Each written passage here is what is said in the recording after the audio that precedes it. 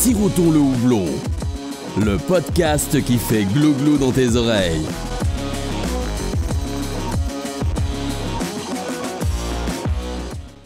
Salut à tous, c'est Alex du podcast Sirotons le houblon. On se retrouve pour un nouvel épisode et aujourd'hui je suis à la brasserie de La Muette en compagnie de Maxime et de Vincent. On va faire un petit épisode rencontre avec, on va parler de la brasserie, de plein de choses, comment elle est née, de son actualité, de son avenir et je pense qu'il y aura pas mal de choses à dire. Alors salut Maxime, salut Vincent. Salut Arnaud. Alexandre. Je viens de dire en plus il y a littéralement 10 secondes. C'était le fil rouge de l'émission, ça va être le fil rouge. J'ai hâte, on comptera le nombre de prénoms à la fin. Il va falloir te créer. Philippe. Pour commencer, je pense que le plus simple c'est de demander qui vous êtes, pourquoi vous êtes dans la bière, comment on en est arrivé là. Alors déjà, on commence par qui on commence? Maxime? Allez, par moi, par Arnaud. Non, bonjour, moi c'est Maxime. Je suis le brasseur de la brasserie, enfin un des brasseurs et le fondateur, on va dire. Donc c'est une brasserie qui date de 2014. J'ai démarré comme brasseur amateur, mais on est ouvert officiellement en 2013-2014. Et ce qui m'a amené à la bière, c'est mon parcours, parce que j'ai travaillé un peu à l'étranger, dans les pays de l'Est, dans le nord de la France, Belgique, tout ça. Et j'étais amené à découvrir pas mal de styles. Et comme j'ai une grosse curiosité en fait sur le produit bière, on va dire, à l'époque j'ai découvert des goûts qu'on n'avait pas forcément chez nous. Et j'ai commencé à brasser en amateur pour reproduire ça. Et puis en revenant dans le secteur, enfin en Vendée, je ne trouvais pas ces bières-là, donc je voulais les faire découvrir et partager aux copains. Donc j'avais plus d'espace ici comme dans une ferme. Donc j'ai pris un ancien toit à cochon et puis j'ai commencé à brasser, à monter mon petit atelier de brassage. Et j'ai commencé à brasser des IPA, des choses comme ça. Et les gens ont adoré, ils m'ont poussé, on va dire, à faire de plus en plus de bière. Donc j'ai commencé en 20 litres, mais ça suffisait pas. Donc après j'ai agrandi ma salle de brassage de l'époque en 40 litres. Et puis après j'ai fini en 100 litres, je faisais 2 batchs tous les 15 jours, donc ça faisait à peu près 320 litres de bière par mois. Mais ça suffisait tellement pas que, au bout d'un moment, on se dit, voilà, il va falloir passer à niveau pro, quoi. Et puis on en vient à faire 4000 hectos à l'année. Ouais, c'est ça, ouais. Et ça suffit toujours pas. Ça suffit pas. T'as beaucoup de copains qui boivent beaucoup, donc. Ouais, plus ça va, plus on a des copains. Et donc, voilà, c'est compliqué à gérer ce genre de choses. C'est proportionnel. Plus tu fais de bière, plus t'as de copains qui aiment la bière. Ah oui, si on n'aime pas les gens, faut pas faire de bière, je vous le dis tout de suite. Et toi, Vincent? Et donc moi, Vincent... Robert, je sais plus. Jean-Philippe. Jean-Philippe, pardon. Donc moi, à la base, je suis graphiste indépendant. Okay. Et c'est un ami en commun, donc Jay, qui nous a rapprochés. C'est son vrai prénom. Et moi, il savait que j'étais un grand passionné de bière, que j'allais souvent en Belgique et tout ça, parce qu'à l'époque, c'était vraiment la Belgique qui menait le game. Ouais. Et du coup, il nous a fait nous rencontrer. Et puis, moi, j'ai commencé à venir filer un coup de main à Maxime, tout ça pour ma culture bière. T'as démarré comme assistant brasseur. Assistant brasseur. Et puis, pour avoir les odeurs, pour avoir les recettes, il faut savoir comment que ça fonctionne et tout. Mm-hmm. Boire de la bière à volonté gratuitement aussi. Ouais. Et puis, bon an, mal an, j'ai commencé par filer un coup de main. Puis, me voilà maintenant à la communication. Je suis passé par la Stabule en tant que serveur, etc. Donc, j'ai eu pas mal de... La Stabule, on en reparlera après, mais c'est taproom, restaurant accolé à la brasserie. Donc, en fait, moi, je continue une petite activité d'indépendant à côté. Je suis là 3 jours par semaine et puis je m'occupe de la communication principalement de la brasserie. Voilà. Ok. Donc, comme tu l'as précisé, Maxime, en te présentant, c'est que La Muette, c'est une ferme brasserie. Donc, qu'est-ce que c'est déjà une ferme brasserie? Parce que je ne pense pas que j'ai eu d'autres fermes brasseries dans le podcast avant. Alors nous, ferme brasserie, quand on se dit ferme brasserie, c'est qu'on va... il y a au moins un des ingrédients principaux de la bière qui est cultivé sur place, en fait. Nous, ce qu'il faut savoir, c'est qu'à la base, on est vraiment une ferme, de génération en génération. Mon père est né dans la maison, en fait, juste au-dessus de la cave, là, dans laquelle on est. Mon grand-père a exploité à l'époque aussi cette ferme-là. Et donc, moi, ça me paraissait logique de reprendre l'exploitation, en fait. Mais pour revenir à la question, c'est en fait, nous, ce qu'on va faire, c'est on a 3 ateliers sur la ferme. On cultive des céréales, donc tournesol, blé, orge, du petit pois, du fil de maïs aussi, tout ça, mais aussi de l'orge de brasserie. Et donc voilà, nous, ce ce qui fait qu'on est ferme brasserie, pour moi, c'est qu'on cultive les céréales, en fait. Enfin, l'orge de brasserie pour l'instant, mais on va essayer de développer sur le blé et peut-être même d'autres céréales. Mais aujourd'hui, 80% des céréales de la brasserie proviennent de l'exploitation, en fait, proviennent de la ferme. Donc c'est ce qui, pour moi, me fait dire qu'on est une ferme brasserie. Et si on regarde plus largement que ça, les drèches sont utilisées pour la partie élevage, deuxième atelier de la ferme. On fait de l'élevage bovin.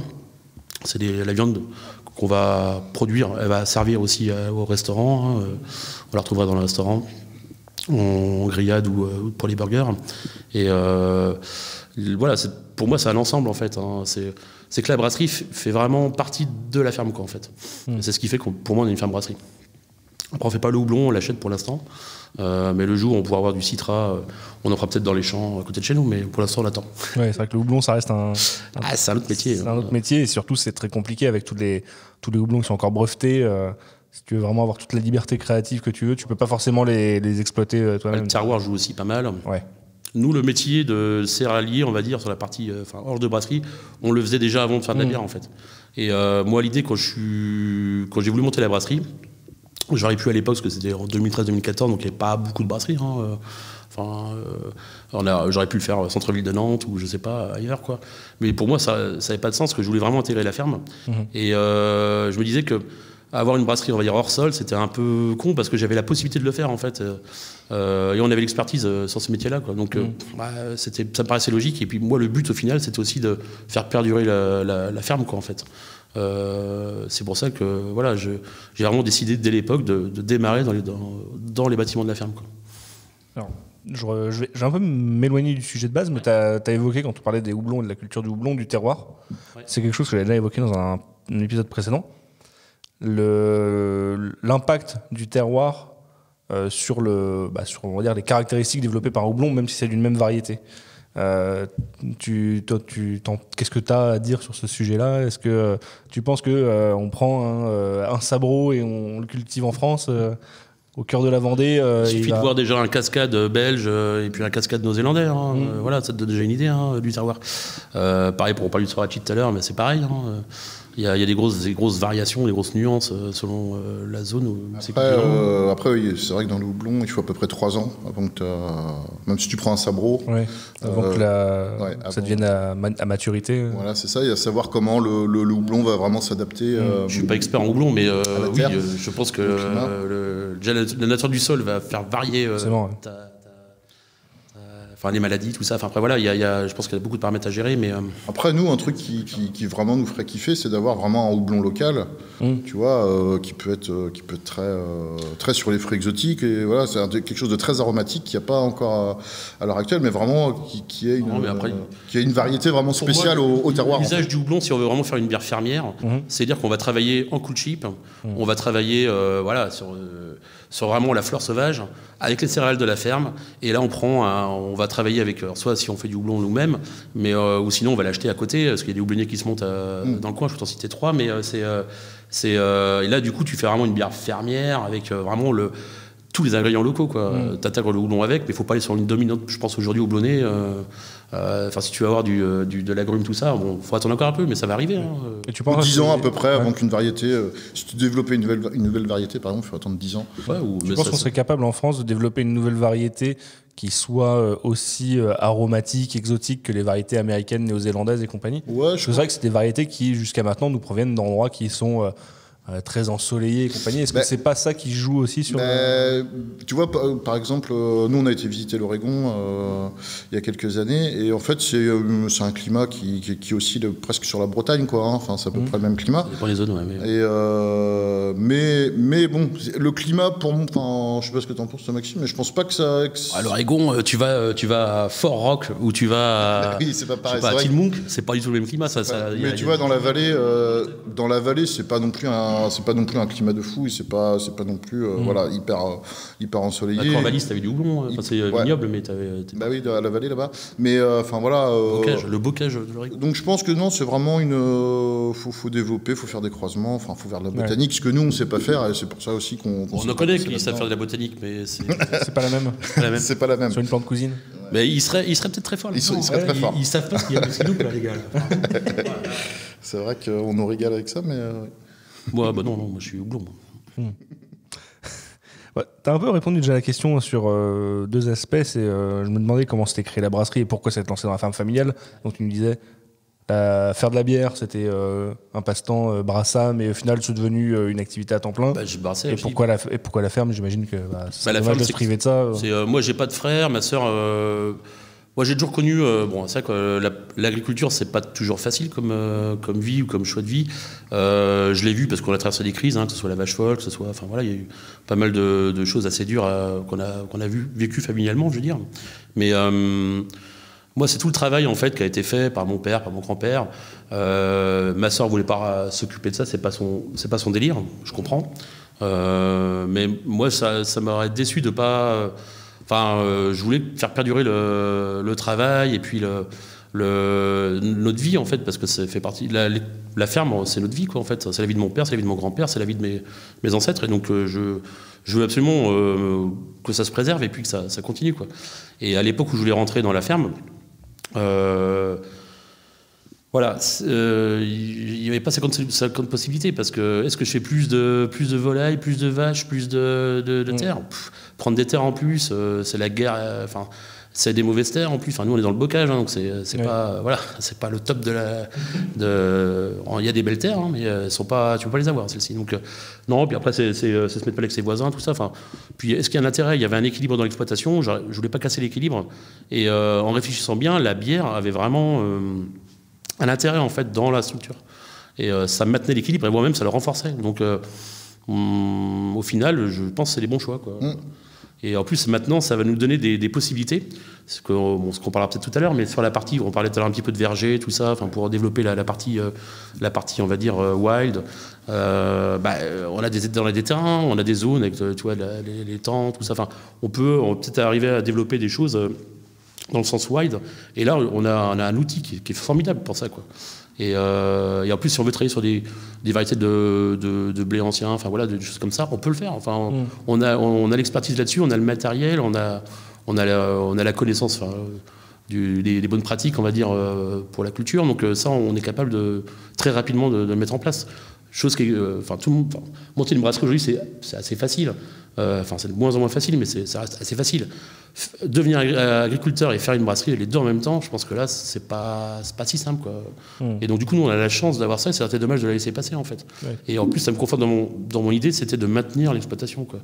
Donc, t'as les terres, t'as l'outil, t'as le savoir-faire, on a une brasserie pas hors sol, quoi. C'est ça qui est intéressant. Et puis tu vois, on a commencé dans un petit local, dans la ferme, et puis tu vois, maintenant ça s'est quand même bien développé. On a eu cette chance aussi d'avoir. L'avantage, c'est qu'il y a un peu d'espace pour pouvoir se. Et ça change des zones industrielles et compagnie qu'on peut voir. C'est sûr que c'est plus simple de faire un gros bâtiment, mais bon, quand on démarre, on a démarré en tant qu'allais, on a démarré dans l'aile droite de la vieille grange. Là, on a parlé des laboratoires tout à l'heure, tu vois. On a commencé là, tu vois, dans les BBT, juste dans ce couloir-là. 75 mètres carrés au début, tant qu'allait, l'agricole, quoi, tu vois, un petit peu de soudure, des tuyaux, de pompes, allez hop, c'est parti, quoi, des fermenteurs, des 600 litres, et puis voilà, on a démarré comme ça. Et puis étiquetage, embouteillage à la main, mais c'est bien parce qu'en fait, on a monté progressivement, et on s'est rendu compte des problématiques, des problèmes. En fait, on a appris sur le tas, quoi. Mais c'était ça intéressant. Et on en apprend encore. Ça, oui, on apprend tous les jours. Ça, c'est pas un problème. C'est comme ça que tu évolues en plus. C'est pas un problème. Si, il y a des problèmes. Il y a tous les jours, mais il n'y a pas de problème avec des solutions. Donc du coup sur la ferme, tu nous dis on a vraiment plein d'activités différentes. Il y a la culture d'orge, blé, maïs et j'en passe. Partie élevage bovin, volaille. Et après on fait de la volaille bio et la belle aussi. La brasserie. Donc comment tout ça interagit? Tu nous as déjà donné quelques petits éléments de réponse. L'interaction aujourd'hui, c'est le schéma, on va dire, qui est réalisé, c'est on cultive de l'orge de brasserie, enfin des céréales, mais de l'orge de brasserie. On fait malter à façon, on n'a pas notre malterie, mais c'est malté à Issoudun chez les maltiers. Donc c'est la malterie en capacité d'accueillir notre production, on va dire, la plus proche. 3 heures et demie de route de chez nous. Et donc voilà, après nous on va recevoir ces céréales de chez nous maltées, en l'eau tracée. On va brasser notre bière avec. Et du coup, les drèches, le résidu, on va dire, d'après le brassage, lui, il va partir en alimentation bétail, en complément, bien sûr. Ils ne sont pas que nourris à ça. Et ces bovins-là, en fait, qui vont finir en engraissement, fera de la viande. Et en fait, on pourra boire à la fin, au final, à la taproom, donc la stabule, on pourra boire une bière, une pinte ou un pichet d'un litre 5 d'une de nos bières, qui est brassée entre 60 sur une blanche, voire 100% sur une blonde ale, à base des céréales de la ferme, en mangeant un burger avec la viande de la ferme ou une côte de bœuf d'une des viandes de chez nous, quoi. Je pense pas que ça, c'est le genre d'expérience que tu peux pas vivre partout. Hein. C'est partie des spécificités. C'est ce qui fait le spécifique. D'une ferme brasserie, surtout de la vôtre, parce que je pense que toutes les fermes brasseries, on en parlait tout à l'heure, une ferme brasserie, tu peux cultiver l'orge qui te sert dans tes bières. Toutes les fermes brasseries ne vont pas réutiliser les drèches pour nourrir des bovins, pour faire leur burger dans la taproom derrière. L'élevage, c'est encore un autre métier. Hein. Ouais. Mais c'est ce que je disais tout à l'heure, on parlait d'équilibre dans une ferme. Nous, aujourd'hui, on est dans le bocage. Donc les terres, c'est pas que des terres... on a fait le tour tout à l'heure de la ferme. C'est pas que des terres céréalières. Nous, on est dans le bocage, donc ça varie. Sur les mêmes parcelles, on peut avoir 3 natures de sol. Il y a des zones qui sont intéressantes pour faire de la culture, mais d'autres zones qui sont inexploitables à faire de la culture. Donc, si on veut pas, si on veut pas être con, on va pas mettre du blé dans un endroit qui ça marchera pas. Donc, l'idée, nous, c'est pour optimiser et puis créer l'équilibre justement de la ferme. Là, on est en élevage, quoi. Ouais. On est en prairie. On a fait le tour. Tout à l'heure, on a vu les blondes qui étaient en train de, et puis les partenaises qui étaient qui étaient dans les champs, quoi. Enfin, voilà, c'est une manière de travailler le potentiel du lieu, on va dire. On va le travailler dans différentes ateliers entre l'élevage, la culture, et c'est ce qui fait que ça fonctionne bien après. Et puis il y a une rotation aussi dans les terres, tout ça. Enfin voilà. Là, à l'heure actuelle, tu nous disais, tu fais malter à façon l'orge de la brasserie. Tout le malte pâle, en fait. Ouais, tout le malte pâle. Après, tu te fournis en extérieur pour tous les maltes spécialisés, torréfiés, parce que ça, c'est des volumes qui sont beaucoup plus restreints. Nous, en gros, aujourd'hui, 80% de nos céréales proviennent d'exploitation agricole. Voilà, c'est ça. Et après, on va peut-être monter un peu, parce qu'on va essayer de partir après sur du blé. J'ai envie de faire malter plusieurs lots de blé, là. Et puis aussi, il y a peut-être d'autres céréales qui m'intéressent. En flocons. Le blé en flocons, si j'aimerais bien. De l'avoine, on peut en faire. Hein. Il y a des choses, voilà, maintenant on voit, on a une maîtrise un petit peu, on a une visibilité de nos besoins en fait, et ça nous permet comme ça d'anticiper, et je pense qu'il y a des choses en céréales qu'on est capable de faire, bien spécifiques, et qui peuvent apporter un intérêt à la bière aussi, et on est capable de les faire sur site, donc je pense qu'on va y aller, on va y aller étape par étape, mais on va le faire. Ouais. Donc là, à l'heure actuelle, quand tu bois une bière de la Muette, on va dire, la production des bières de la Muette, 80% de ce qui est dedans, c'est des céréales qui sont cultivées sur la ferme brasserie. Tu as des bières qui sont 100% de malt. Oui, bien sûr. Ouais. Bah, sur les blondes, on peut être à 100%. Ouais. Et donc, tu disais, là, on boit. Alors, qu'est-ce qu'on boit déjà? C'est vrai que nous, on est en train de boire on n'a pas parlé. On boit une single hop à Zaka, quoi. Donc, à 7 degrés. Donc, à côté résineux, de l'amertume. Sur une levure bien West Coast, quoi, donc c'est un peu sec. Donc ça, on est revenu un peu à nos premiers envies de brassage. Okay. Où nous, notre kiff, c'était de faire des single-up, avoir la même base maltais, levure, et puis varier les houblons pour éduquer aussi les palais de nos clients, et puis les nôtres aussi. Hein. Et donc ça, c'est les premières bières éphémères qu'on a sorties. Même avant de brasser comme brasserie La Muette, en fait, en amateur, moi, pendant 1 an, je crois, j'ai dû m'acheter tous les houblons et je me suis fait les single-up. Que des smash pour goûter tous les houblons. Après, j'ai fait pareil avec les céréales, j'ai fait pareil avec les levures et j'ai essayé d'apprendre déjà, on va dire, le potentiel de chaque.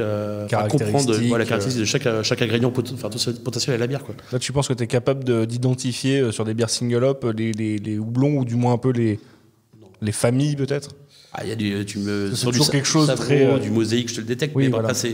après ça dépend comment c'est fait. Il y a tellement de variétés maintenant, et surtout des variétés qui sont cousines, très proches. Et puis tu as des levures maintenant qui vont apporter du fruité, des choses aussi qui. Les levures, c'est plus facile. Le houblon, ça devient hyper complexe à détecter. Et donc là, on a lancé ces nouvelles gammes de Hop Deep. C'est les Hop Deep, ouais, c'est ça. Ouais, c'est la Hop Deep Azaka. Azaka, on a fait Galaxy. La première, c'était Galaxy. On a travaillé aussi avec un mélange de Schopsteiner qui est Trident. Ouais. Donc un blend de houblon. J'ai cité Yakima aussi, parce que tu viens de citer. Alors, on a fait aussi une single hop avec Trio Pop. Voilà. Ça c'est fait. Voilà. On a rétabli. On place les partenaires. Non, mais on rétablit là. Attends, voilà. Et on a un projet aussi de Fresh Up avec Yakima. On va recevoir dans une semaine ou 15 jours du Fresh Up là, en Citra, Simcoe, Mosaïque. Ok. Ouais, j'ai pris que les variétés qui marchent. Et donc, on va faire une fresh up avec du houblon qui va venir fraîchement des États-Unis. Ça, c'est marrant, ça, comme projet. Ouais. C'est une très bonne initiative de leur part. Ouais, je trouve. Parce que c'est une possibilité de travailler sur des gros. Moi, on avait goûté de la Fresh Up à l'époque, c'était chez Degarde. Même chez Great Motion, de toute façon, aux États-Unis, surtout en Oregon, toutes les brasseries, Washington, ouais. au mois d'octobre, novembre, ils sortent leur fresh up. de récolte. Ouais. Bah, c'est ça. Ouais. Oui, ça se fait de plus en plus, même en France maintenant, mais après, on n'a pas les mêmes variétés. Donc, c'est vrai que, ce qui est marrant, c'est que là, tu peux avoir l'accès à des variétés en Fresh Up que normalement, tu n'as pas. Quoi. Oui, parce que nous, en France, quand on a travaillé une bière de récolte, on est surtout sur des variétés alsaciennes, Europe de l'Est, à la limite anglaise, donc des variétés qui n'ont pas forcément les mêmes caractéristiques gustatives. On est sur des produits on plus... verra, on n'a pas encore essayé, ça se trouve, c'est pas bon du tout. Ouais. Non, je pense qu'il y a du potentiel. Maintenant, il faut tenter, il faut le faire. Mais l'initiative était excellente. Moi, je m'en sers. Oui, tu as bien raison. Et donc, on a fait les premières single-up, c'était avec une levure verdante IPA. Ouais. Et là, on repart sur une autre levure qui va être un peu plus neutre, on va dire, gustativement parlant, pour vraiment. La verdante, si je ne dis pas de bêtises, c'est une levure qui est quand même assez vive. Assez marquée, assez marquée. On a fait l'Amarillo aussi, j'avais oublié. On a fait Galaxy. Et puis là, on va faire une session, on vient de recevoir le houblon, enfin un petit moment qu'on l'a reçu, mais on l'a reçu il n'y a pas si longtemps que ça. Toute la partie néo-zélandaise, là, donc on va commencer à aussi démarrer après les single-up sur les houblons néo-zélandais, donc justement le Nelson Sauvin. Ouais. Ça, on pourra recomparer. Quoi. Donc ça, c'est c'est un petit producteur qu'on a trouvé au... C'est Pikimai, en Nouvelle-Zélande. C'est un Français qui est établi là-bas et... Vous allez partir sur quoi comme variété si c'est pas... là, ce qu'on a acheté, il y a du Motueka, il y a du Racao, du Waititi, Iguaca. Ils ont aussi une propre variété. Motueka. Ils ont une rogue aussi. Du cascade aussi. Voilà. On va essayer de voir. Ça a besoin de tester déjà les houblons et puis aussi de faire goûter aux gens. Quoi. Nectaron, c'est quelque chose qui vous parle un peu ou pas? Non, ça me parle pas, mais... Parce que je l'ai goûté dans une bière de chez 90 BPM il n'y a pas longtemps. Visiblement, c'est un houblon néo-zélandais assez jeune et qui est pas forcément très simple à se procurer, mais qui... Enfin, le bière que j'ai goûté de chez eux était très cool, donc je sais pas si c'est... Le houblon, après il travaille sur des levures Vic aussi, donc qui marquent pas mal, donc c'est peut-être aussi ça. Ouais, les houblons néo-zélandais sont toujours assez complexes. On est sur un côté terreux, on peut avoir des... Je les trouve toujours un peu plus verts aussi que les Américains, enfin que les variétés... Ouais, c'est même... c'est vraiment des variétés spéciales, c'est vraiment cool à travailler. Moi j'aime beaucoup les houblons néo-zélandais aussi. Moi aussi. Ça change vraiment. Mais j'attends que le Covid, ils ouvrent les frontières. J'attends ça avec impatience. Je vais aller voir ça en vrai, moi. Alors venir avec les valises pleines de houblon. De rhizome. Ouais. Pas fou, hein. Faut étendre l'activité. Il y en a qui passent 10 ans à faire des essais et tout en labo. Nous, on va dans le pays, on ramène le rhizome. Hein. C'est beaucoup plus simple, les gars, là. Un bouquet de fleurs. Enfin, gaffe, faut courir vite. Hein. C'est pas mon cas, mais... Pour en revenir aux cultures de la ferme, tu parlais tout à l'heure où il y a de la culture d'orge et d'orge de brasserie. C'est quoi la différence? Qu'est-ce qui fait qu'un orge...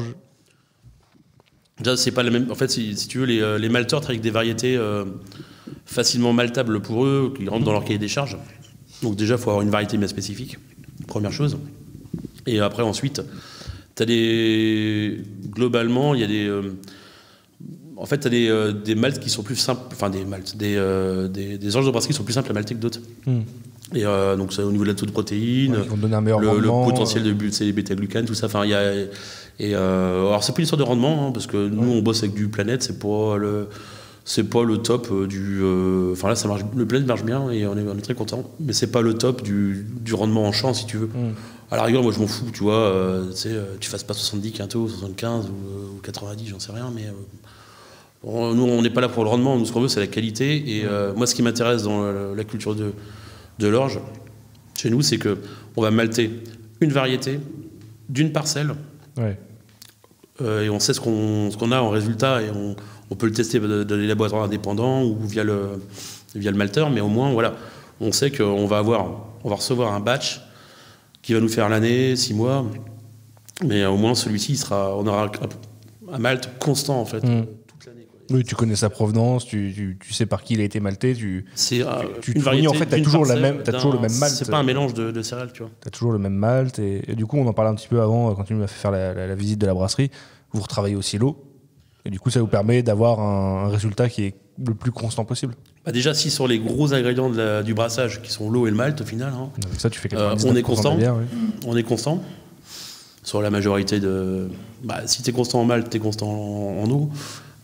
Déjà, après, si tu as la brasserie tu as la bonne hydratation, la bonne température, il n'y a pas de grumeaux, le brassage il se fait bien, c'est homogène, et tu sais reproduire ça, bon, bah, tu sais que tu peux reproduire, tu peux avoir quelque chose de constant dans le temps, quoi, déjà, rien qu'à ce niveau-là.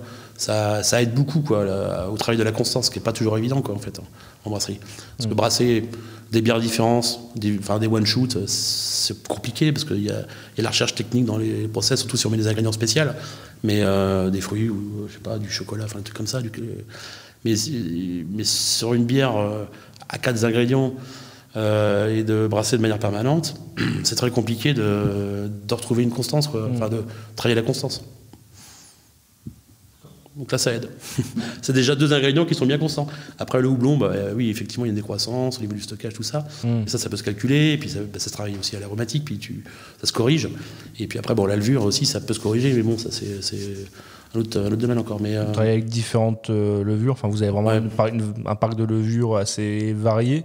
Je sais Travaille en sèche, il y a pas mal de brasseries qui se concentrent sur vraiment certains types de levures. Voilà, je sais pas, par exemple, les brasseries qui font beaucoup d'IPA, de NEIPA, ils vont faire beaucoup de verdante, beaucoup de London Fog, de ce genre de choses. Il y en a aussi beaucoup qui vont peut-être travailler sur de la US 05 parce qu'ils cherchent la neutralité.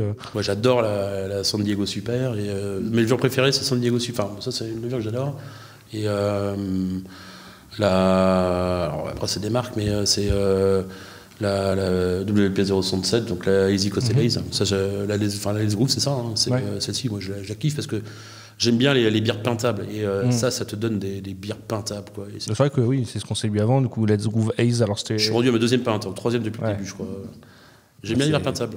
C'est vrai que ça se boit super facilement, quoi. C'est une pale ale bien aromatique, à 5,5 degrés, et tu bois ça sans problème.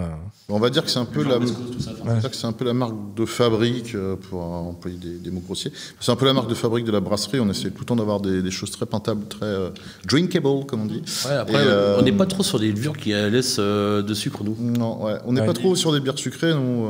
On va en faire un peu, mais ça sera des IRS, quoi. Mais après, c'est...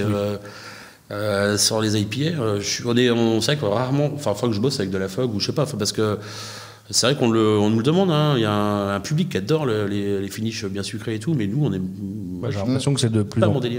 En tout cas, chez le beer geek actuel, la mode va de plus en plus vers les double, triple NEIPA, des bières qui sont certes très portées sur le houblon, mais qui ont quand même une base qui leur laisse pas mal de sucre résiduel, qui sont des bières assez très gourmandes, très rondes. C'est vrai qu'on a goûté une quintupelle hier là. J'en ai bu une il n'y a pas très longtemps. Moi j'avais goûté de chez Mother. Très bon, mais Mother Monk. Ah ouais, non, moi j'avais goûté de chez The Veil, une quintuple dry hop, quadruple IPA. Oui, vas-y, tu peux fumer, il n'y a pas de problème. T'es chez toi, hein. Je fume pas, ouais, c'était un truc à 12 ou 13 bois, et c'était sucre, amertume. Toi, une canette de The Veil à 15 balles, elle a fini à Lévis. Hein. Nous, on pense aux diabétiques, nous, pas beaucoup de sucre dans la bière. Voilà. On est des fans d'Orval, donc voilà, ça peut être aussi. Ça donne une image. Voilà, la bière d'hier, oui, c'est vrai que c'était un sucre. Alors après, c'est marrant à boire et tout, mais après, tu prends pas de plaisir à en boire une pinte. Tu passes pas ta soirée à ça, quoi. Il y en a qui le font. Oui, bon, après, chacun ses envies. Bien sûr. J'aurais du mal à le faire. Ouais. Ça me fait une belle transition sur les différentes gammes de la brasserie. Donc, il y a différentes. C'est segmenté, on va dire, entre 4 gammes différentes, si j'ai bien lu le site internet. La Mus, les rares et éphémères, un peu stylisés. La Muette, la Métive. Donc, comment vous avez construit la gamme de la brasserie ? On n'a pas fait trop réfléchir au final. Ouais, et en fait, ça s'est fait un peu sur le tas. D'ailleurs, on commence à. Pourtant, ça reste quand même bien segmenté. On commence à affiner ça au fur et à mesure. Il faut trouver une cohérence, quoi. Parce que plus ça va, nous, on brasse 40 recettes à peu près différentes dans l'année. Donc, à un moment donné, faut structurer parce que sinon. On a beaucoup de bières permanentes, en fait, au final. Ouais. Mais après, en fait, déjà, il y a. Oui, parce que sur les 3 gammes, en fait, il y a différents sur les 4 gammes, t'en as 3 qui sont des bières qui sont permanentes, en fait.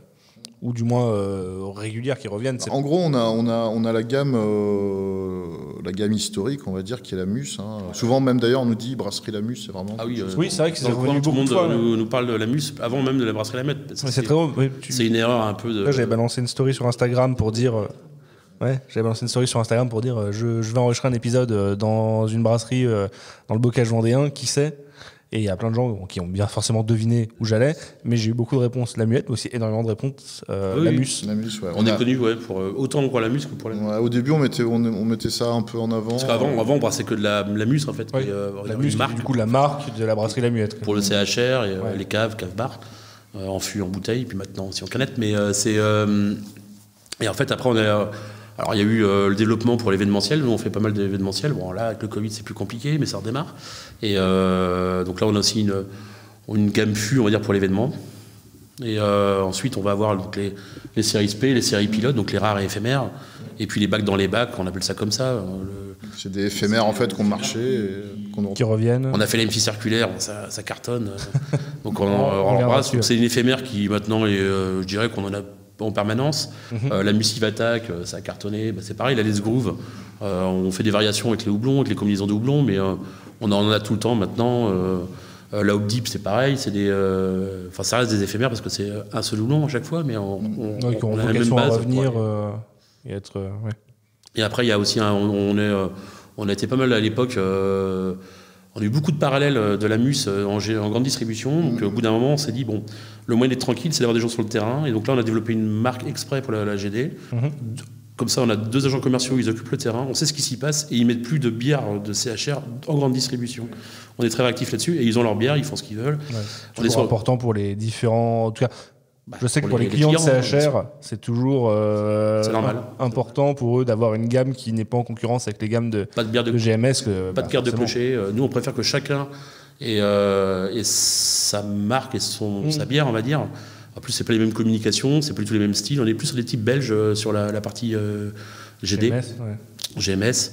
Après, on a fait une gamme canette qui est plus moderne aussi en muette, parce qu'ils voulaient aussi ce genre de choses. La GMS, enfin...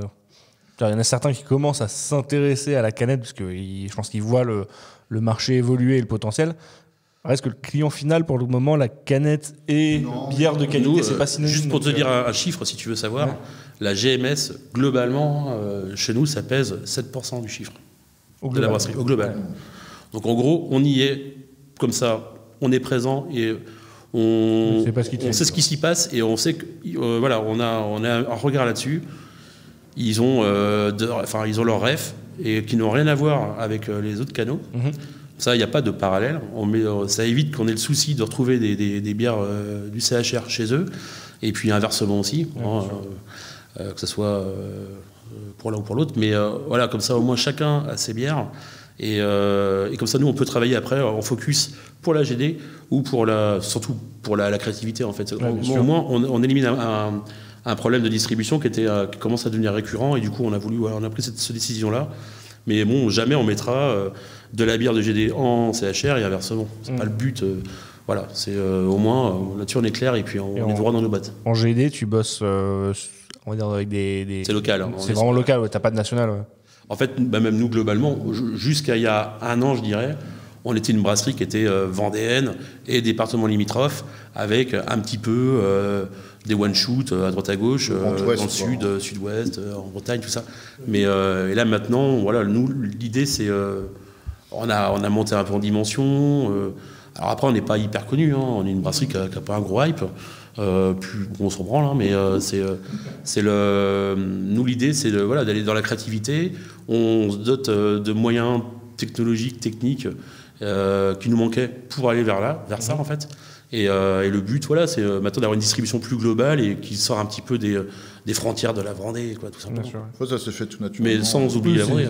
On en parlait un petit peu en off avant. C'est que moi, je vous disais, je vous ai découvert. Enfin, moi, je connaissais le nom depuis un petit moment, mais forcément, en tant que. On va à Nantes, en tant on est des que- Vendéens, voilà. on met de la bière à Nantes. Ouais. En tant que beer geek, forcément, j'avais entendu parler du nom depuis un bout de temps. Il y a encore 8 mois de ça, moi, je vivais encore en On a région passé la parisienne. Loire. On a passé la Loire. Ouais, c'est une grosse étape. Moi, avant ça, je vivais en région parisienne, donc même si j'ai parlé de vous là. Paris, on a.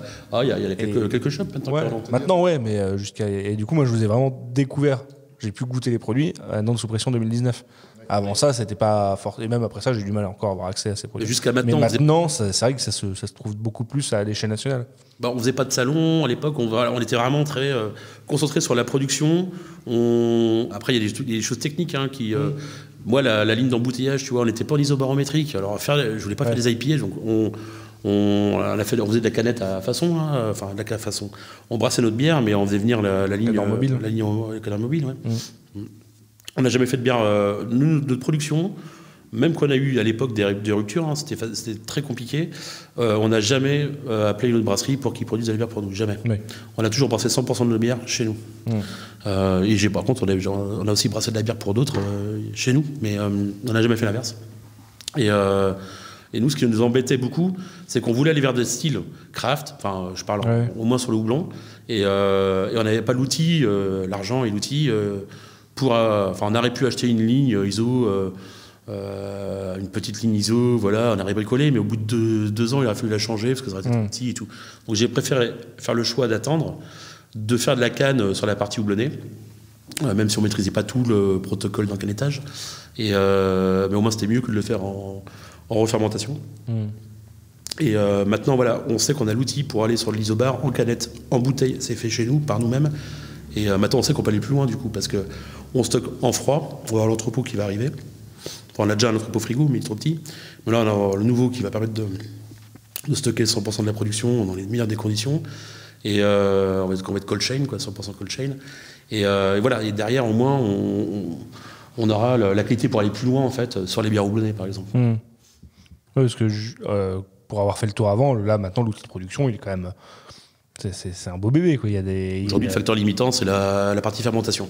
Ouais. On est bridé à 5 hectos sur la partie fermentation. Parce que là, niveau fermenteur, tu as du fermenteur de 20, de 40 et tu as 2,80, c'est ça? Ouais, 2,80 pour l'instant. Et puis, pour les gros volumes, les classiques, non? Bah ouais, ou les bières d'événementiel. L'été, dans les festivals, il faut produire aussi. Il faut sortir les volumes. Et on fait pas de dilution, nous, donc 100% grain, tout ça. Enfin voilà, on fait pas de gravity, donc voilà, ce qui sort, c'est le volume qui est brassé, quoi. Donc il faut aussi un peu de capacité pour sortir une bière qui a de la gueule pour l'événementiel, quoi, tout simplement. Donc ça prend de la capacité de fermenteur, mais bon, après c'est un choix, voilà.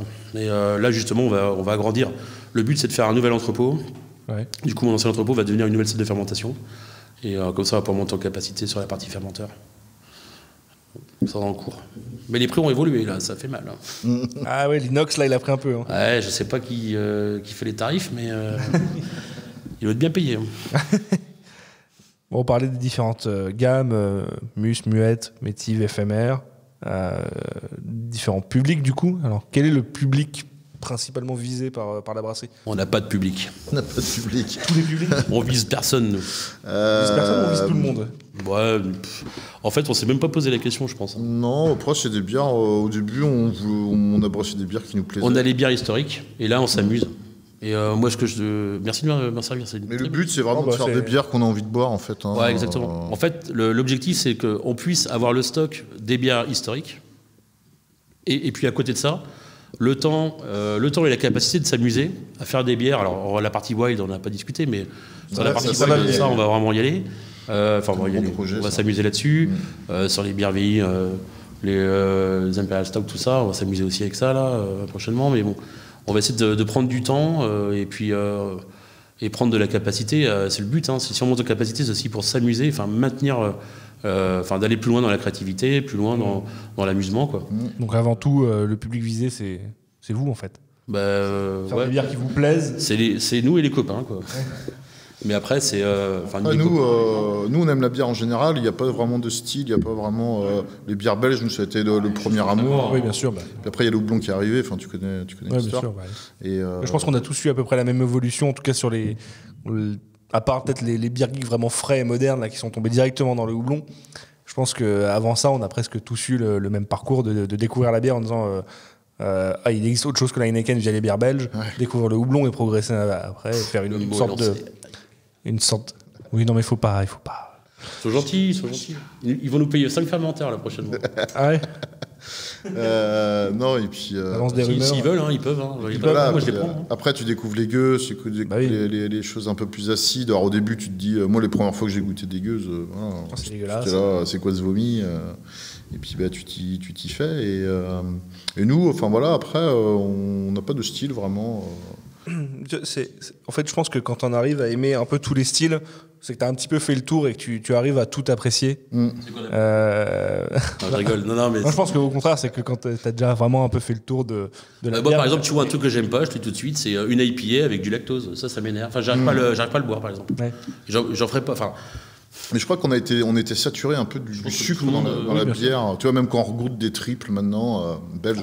Bien sûr. Moi, j'ai toujours ce discours-là de me dire que c'est pas mon délire. Je me suis saturé le palais au sucre à la triple belge quand j'étais plus jeune. Ouais, c'est ça. Maintenant, j'aime beaucoup moins les bières sucrées. Je vais pas dire que j'ai une aversion pour le lactose, mais pas loin, quoi. Une bière avec du lactose, quand c'est dans un style particulier, bien dosé, pourquoi pas.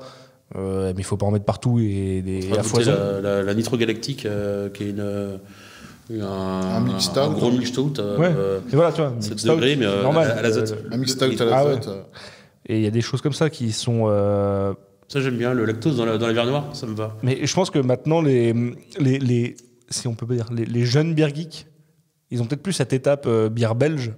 Et du coup, ils vont chercher leur shot de sucre dans la triple Neipa. Ouais, c'est ça. C'est un peu l'impression que j'ai. Mais après ouais, nous, on n'est plus trop de cette génération-là, donc C'est des vieux cons. Mais moi surtout. Mais ouais, c'est vrai qu'il y a une nouvelle génération de geeks là où. Alors nous, on en fait partie aussi parce qu'on goûte énormément de choses. Ouais. Moi, le premier, j'aime bien boire tout le temps des bières différentes et tout ça.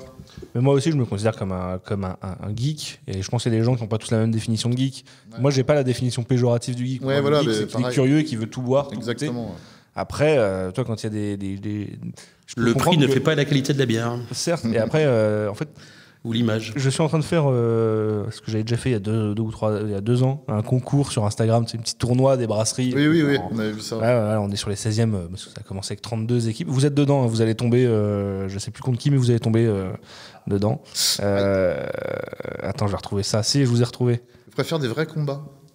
Alors, est-ce qu'on peut faire des combats debout quand j'aurai plus de budget, voilà, quand j'aurai plus de budget, je vous convierai dans un combat. Ou des tournois de brasseurs. Des bras de fer. Avec des casquettes, on retourne. On retourne et on devient des machines. Vous, au premier tour, vous allez tomber, vous faites une petite diagonale vers le nord-est de la France et vous tombez contre Sensis Brewing. Très bien ça. Ouais. Je pense que peut y avoir on a goûté ce qu'ils faisaient, on les a vus. Après, c'est pas sûr qu'on gagne, mais. On verra. Mais du coup, ça me fait marrer parce que quand je lance ces tournois-là, il y a un premier match, c'était Fauve contre la Montagnarde. Et là, bon, c'est pas encore fini, mais la Montagnarde est en train de perdre doucement contre Fauve, qui fait beaucoup de bière. Montagnard contre la steppe. Bon, moi, je mise sur les montagnards tout de suite. Hein. Mais en fait. Mais après, c'est deux brasseries complètement différentes. Et en fait, c'est très révélateur du marché actuel. C'est que les gens, ça révèle ce que les consommateurs veulent. Et en ce moment, ils veulent du houblon et de l'IPA.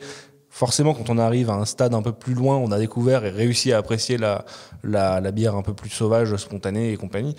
Est-ce que ça veut dire que la bière sauvage spontanée est de plus haute qualité et plus intéressante ? Non, mais pas forcément. Un univers de complexité contre, qui est bien. Il y a un stade où je pense que je vais peut-être me séparer de quelques auditeurs. Vas-y Arnaud.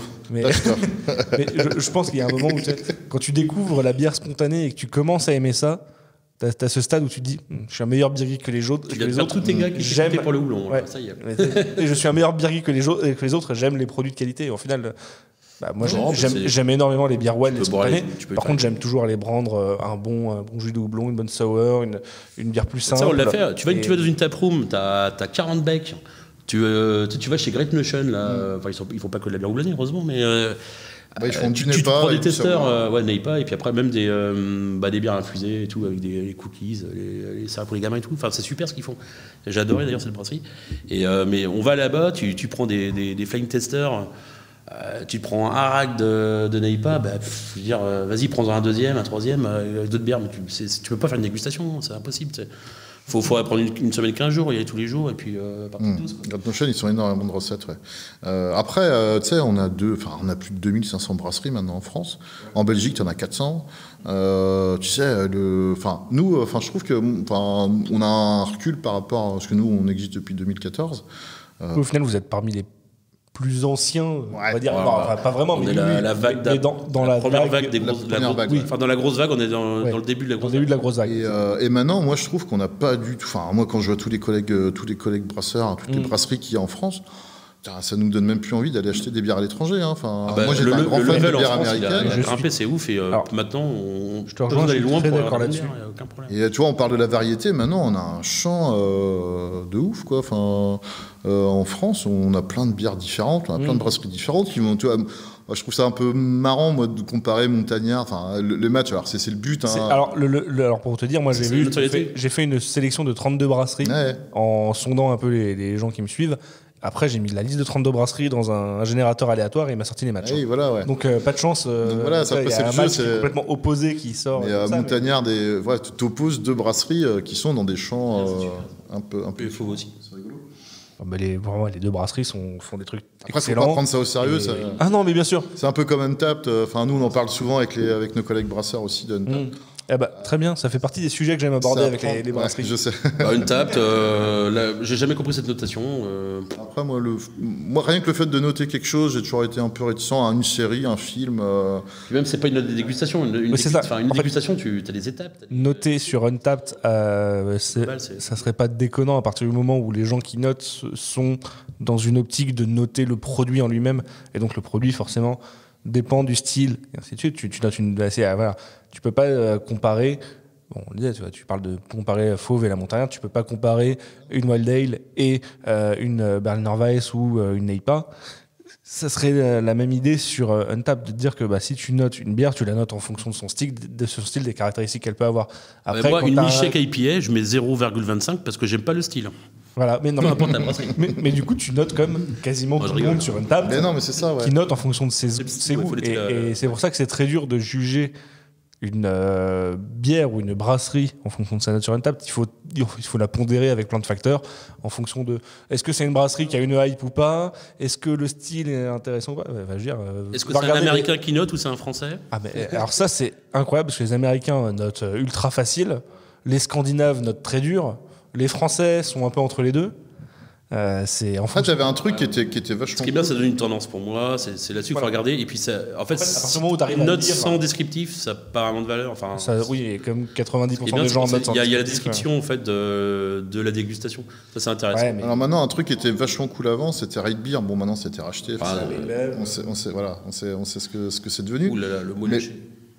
Mais le principe c'est pas la première fois. Le principe de Rate Beer sur la notation, tu avais un paragraphe à faire, tu donnais 5 notes. Et tu as 2 notes globales qui ressortent, tu as la note vraiment globale de la bière et la note dans son style. Ouais. Et ça, voilà, là on avait un principe. Alors, même c'était pas de la notation instantanée. Ouais. Voilà. Là, sur Rate Beer, il fallait que tu réfléchisses, il fallait que tu marques ton truc. Et en fait, il y a tellement de gens qui utilisent Untapped aussi comme un carnet de notes pour se souvenir de ce qu'ils ont bu, de ce qu'ils ont aimé ou pas, plus que comme vraiment un outil d'analyse et de review. Moi perso, j'utilise tu comme ça. Tu prends une photo, tu mets 5 étoiles, entrée, et voilà, c'est fini, quoi. Moi, je mets pas de notes. Moi. En fait, les trucs qui me plaisent, je les prends en photo et je les laisse dans mon Untapped. Si je dis pas de bêtises, il me semble qu'il y a une option sur Untapped qui te permet de noter pour toi en secret et qui n'influence pas la note. Ils sont forts. Et alors, je sais pas si ça, par contre, c'est pas une option aussi du Untapped Premium, c'est celui qu'il faut payer tous les mois. Mais achetez-vous un carnet de notes, un crayon. C'est ça. En plus, vous aurez la page de gauche pour coller l'étiquette, la page de droite pour prendre vos notes. C'est bien pour la tendance. Ça donne comme une tendance qui est pas déconnante. Voilà. Après. Et vous utilisez Untapped, vous suivez un peu ce qui se dit sur les bières. Bien sûr. Vous êtes obligé. Enfin, je pense que mon brasseur, on est un petit peu obligé de garder. Moi, je regarde. Ce qui est compliqué dans Untapped, si tu veux, c'est que. Mais là, on en revient sur un autre problème, c'est la distribution. C'est Est-ce que la bière, elle a été bien stockée, elle a été bien distribuée, elle a été bien servie, elle est dans le bon verre et que, Tu vois un mec qui te note ta bière 1 sur Untappd alors qu'elle a été sortie il y a 1 an et demi, tu te dis oui, bon. Ça dépend Ouais. comment le fût. Après, t'as le fût, ouais. Il y a beaucoup de choses qui rentrent en compte en fait au final et qui sont pas dépendants du brasseur des fois. Mais après bon, justement ça m'a d'alerter là-dessus.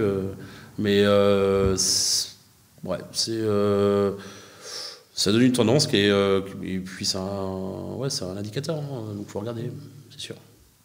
Et donc, on conclut sur Untappd, au final, par un point qu'on évoquait en off, c'est il y a peut-être quand même une notion qui n'est pas prise en compte par les gens, c'est le prix. La notation de Untappd, les gens ne prennent pas en compte que leur bière, elle a coûté 5 € ou 8 € pour la noter. Tu vas donner une note sur. C'est sûr qu'en bière houblonnée sur une grosse NEIPA, si tu as 25 grammes litre de houblon ou 10 grammes litre de houblon, t'auras pas la même touche aromatique. Et, il y a la bonne et la mauvaise n'est pas, quoi. Il y a la bonne et la mauvaise. Alors, qu'est-ce qu'une bonne n'est pas, qu'est-ce qu'une mauvaise n'est pas? Ah bah ça, Maxime va pouvoir vous le dire aussi bien que moi. Mais Disons qu'il y a la bonne NEIPA, puis la mauvaise NEIPA, quoi. Ouais. la Non, bonne mais- n'est pas, bon, bah tu la sers, tu vois, les troubles. Hmm. Hein, et puis, bah, elle goûte le houblon. Bon. Et puis, tu as la mauvaise n'est pas, quoi. Bon, tu la mets, elle goûte le houblon, mais bon, c'est la mauvaise n'est pas, quoi. Ouais, c'est sûr. D'ailleurs, juste comme ça par curiosité, c'est quoi pour vous la définition de la NEIPA? Parce qu'au final, la NEIPA, c'est le style que tout le monde veut boire maintenant. Ouais. C'est un style qui, Bah, je crois, qui est à peine rentré dans le BJCP. Alors, Moi, j'ai envie de te toute façon, dire, les bergers qu'est-ce- s'en foutent du BJCP. Moi, j'ai envie de retourner la question. Qu'est-ce qu'une IPA maintenant, en fait? T'as pas écouté mon épisode avec Piggy, toi? Si. Merde. Grillé. Moi, j'aime bien les IPA quand elles sont bien rondes et puis pas trop amères. Non, en fait, je pense que le vrai débat, NEIPA, du coup, ouais. je pense que le vrai débat, il est sur l'IPA. Moi, je suis assez... Enfin, si on se tient au BJCP, tout ce qui sort... Enfin, la plupart des choses qui sortent maintenant en IPA n'est pas conforme à... Ah bah, la l'IPA fait- la norme le terme BJCP. IPA fait Donc vendre. après, il faut donc, savoir que un c'est peu une usurpé. famille de bières qui a, Ouais. qui a évolué. Oui, bah c'est que si tu prends le BJCP aussi, c'est un outil qui est très bien foutu et très utile pour noter des bières. C'est aussi un outil qui évolue très lentement par rapport à ça l'évolution du évolue marché très actuellement. lentement. Ouais, carrément. Bah oui. Mais, Mais toi, j'en parlais notamment avec une biérologue, une zytologue là, dans un de mes épisodes qui me disait une NEIPA, c'est pas compliqué, c'est une IPA qui est brassée avec une levure New England. Ouais, tu pourrais aussi dire c'est une IPA qui est brassée dans la zone géographique de New England, de Il y a Nouvelle-Angleterre. la texture aussi. La texture. Voilà. Alors, est-ce qu'une IPA, une NEIPA, c'est une IPA trouble? Est-ce que c'est une IPA pas amère? Est-ce que c'est une IPA aromatique? Est-ce que c'est tout ça en même temps? une n'est pas Est-ce normalement... qu'une bière qui est ultra aromatique, qui est une IPA ultra aromatique sans amertume, mais qui n'a pas vraiment d'amertume, c'est une NEIPA ou pas? Enfin, est-ce que si elle a une grosse haze, mais qu'elle est amère, c'est une NEIPA? Ma question, c'est quoi ta meilleure NEIPA que t'aies bu de ta vie? Déjà, c'est quoi la meilleure bière que j'ai bu de ma vie? Tu vois, c'est des questions auxquelles je suis en foutu de La répondre. meilleure NEIPA, sais qu'est-ce rien. qui si t'en avais une à citer comme ça, là, direct, tout de suite. Bah, Treehouse. Aucune Hein. idée. Treehouse. Un trio, j'en ai pas bu beaucoup, tu vois. C'est Ouais, c'est top. un nectar de fruits. Avec Et là, on est vraiment sur la texture, ouais. C'est vraiment sur... l'effet texture était hallucinant, quoi. sur à mon avis, c'est un bon mélange de levure et de texture, enfin, oui, de texture, de grains, quoi. Et puis après, C'est c'est le encore, houblon. c'est au final, impressionnant. c'est encore un style qu'on a du mal à Et définir. là, pour moi, tu vois, quand tu me dis qu'est-ce que c'est qu'une NEIPA, bois une Treehouse Ouais. en NEIPA. Et là, tu Ouais. sais ce que c'est qu'une Mais alors, est-ce que Treehouse s'appelle sa bière NEIPA? Parce que j'ai remarqué qu'il y a beaucoup de brasseries maintenant qui... Alors, en France, autant le style est extrêmement hype et tout le monde veut marquer NEIPA sur ses bières. Moi, j'ai vu plein de brasseries, notamment... Dans le Théoberco aussi. Ouais, mais tu vois, par exemple, j'ai bu des bières qui venaient du Royaume-Uni, d'Irlande et compagnie, où les mecs, ils te font des jus de houblon ultra easy, super aromatiques, avec une bonne texture. Et jamais ils te marquent NEIPA sur le truc, ils te marquent IPA. Ouais, bah après, tu sais, Parce qu'à la base, une NEIPA, enfin, c'est censé être trouble un petit peu, mais les premières NEIPA qui sont sorties, on était... pas forcément trouble. Ouais. Ouais, Rangé c'était- même. C'était pas forcément C'était trouble. pas... C'était... Ouais, c'était... Et nous, trouble, mais d'ailleurs, pas opaque, quoi. C'était Et nous, on a sorti non filtré, mais nous, nos premières NEPA, justement, on a un public qui n'avait pas du tout capté parce que nous, on essayait d'avoir ce côté NEPA un petit peu trouble, mais tu vois, encore un petit peu clair. Et on était vraiment dans Oui, le toi tu veux un voile, mais pas un truc opaque. voile, et puis surtout une texture, quoi, ce côté un peu sucré qui va venir avec la texture, et puis c'est le côté fruité. Et des gens disaient, putain, vous faites une NEPA, mais elle est pas hyper trouble, quoi. Ben, on disait, bah ouais, on a essayé de faire une NEPA old school, en fait, mais tu vois, encore une fois, peut-être peut-être qu'on était un peu trop avant-gardiste par rapport au truc, et les gens... Non, c'était pas poussé à l'extrême, en fait, c'est ça. Aujourd'hui, maintenant, quand tu parles de NEIPA, tu vas être dans l'extrême de la chose, quoi. L'extrême de la texture, l'extrême du fruit au niveau houblonné, et puis le trouble bien compact. Enfin voilà. C'est marrant, en fait, on est en train de faire doucement la transition vers la question suivante que j'avais prévu. Il est fort. Non, mais il est fort, Philippe. Là, Arnaud, tu déchires tout, là. Hein, je te le dis tout de suite. Hein. On voulait parler des gammes. Enfin, moi, je voulais vous parler du goût de vos gammes rares, éphémères, qui sont vraiment les styles un peu plus beer geek. C'est une gamme qui contient principalement des styles de bière modernes. On va retrouver des sour, des IPA, des NEIPA, des double NEIPA. Enfin, il y a la Tropic Thunder qui est double NEIPA avec du fruit. Voilà, il y a des styles qui sont vraiment beaucoup plus variés et barrés que dans des gammes plus classiques. Pour vous, du coup, c'est important quand même de jouer sur ce terrain-là. C'est ce qui vous fait kiffer ou c'est du délire, un besoin, c'est du délire. Un marché à aller chercher, je sais pas. Non, c'est faut s'amuser et puis faut. Après, comme on disait tout à l'heure, nous on goûte pas mal de choses. On est avant tout moi personnellement, je suis avant tout un dégustateur. Et puis on goûte énormément de choses. Et quand il y a, alors c'est comme dans n'importe quel art entre guillemets, en mettant des guillemets, mais quand tu as envie de t'inspirer, quoi, quand tu goûtes un truc qui est hyper bien. T'as envie de dire tiens putain ça serait bien aussi nous qu'on essaye et tu vois là on va peut-être lancer des triple ghosts tu vois avec un côté tarte et tout ça parce qu'on a goûté des Northern Monk qui étaient vraiment poire vanille non, ah non c'est North Brewing je confonds tout le temps les deux bref et qui sont c'est North Brewing et qui sont top quoi et on a envie d'avoir ce côté brewery aussi qui faisait ça à l'époque brassé au sel de Noirmoutier. Et ouais, par exemple. Et pourquoi pas apporter, tu vois, des ingrédients que nous on a, etc., etc. Mais le but, comme on disait, c'est on goûte des choses, on a envie de les faire, et puis on a envie de boire nos propres bières avec des goûts. C'est marrant parce que depuis tout à l'heure, vous me citez tous les deux des brasseries. Pas forcément toujours accessibles en France, des brasseries américaines, brasseries d'Oregon et compagnie. Là, tu me parles de Northern Monk et compagnie. Vous avez quand même des inspirations très diverses et beer geek. Il y a des brasseries en France qui vous inspirent un peu aussi ou... nous, hein bah oui, on en voit. Mais après, nous, on kiffe vraiment les bières anglophones, en fait. C'est pour ça que nous, même quand on est arrivé avec notre gamme permanente, la Mus, on s'est clairement dit, en fait... On s'est clairement dit les bières anglophones ça nous fait triper parce que tu avais ce côté houblon et puis qui changeait aussi de tout ce paysage belge. C'était des bières qu'on trouvait, enfin des styles de bières qu'on trouvait pas dans le coin, dans les shops et tout à l'époque quoi.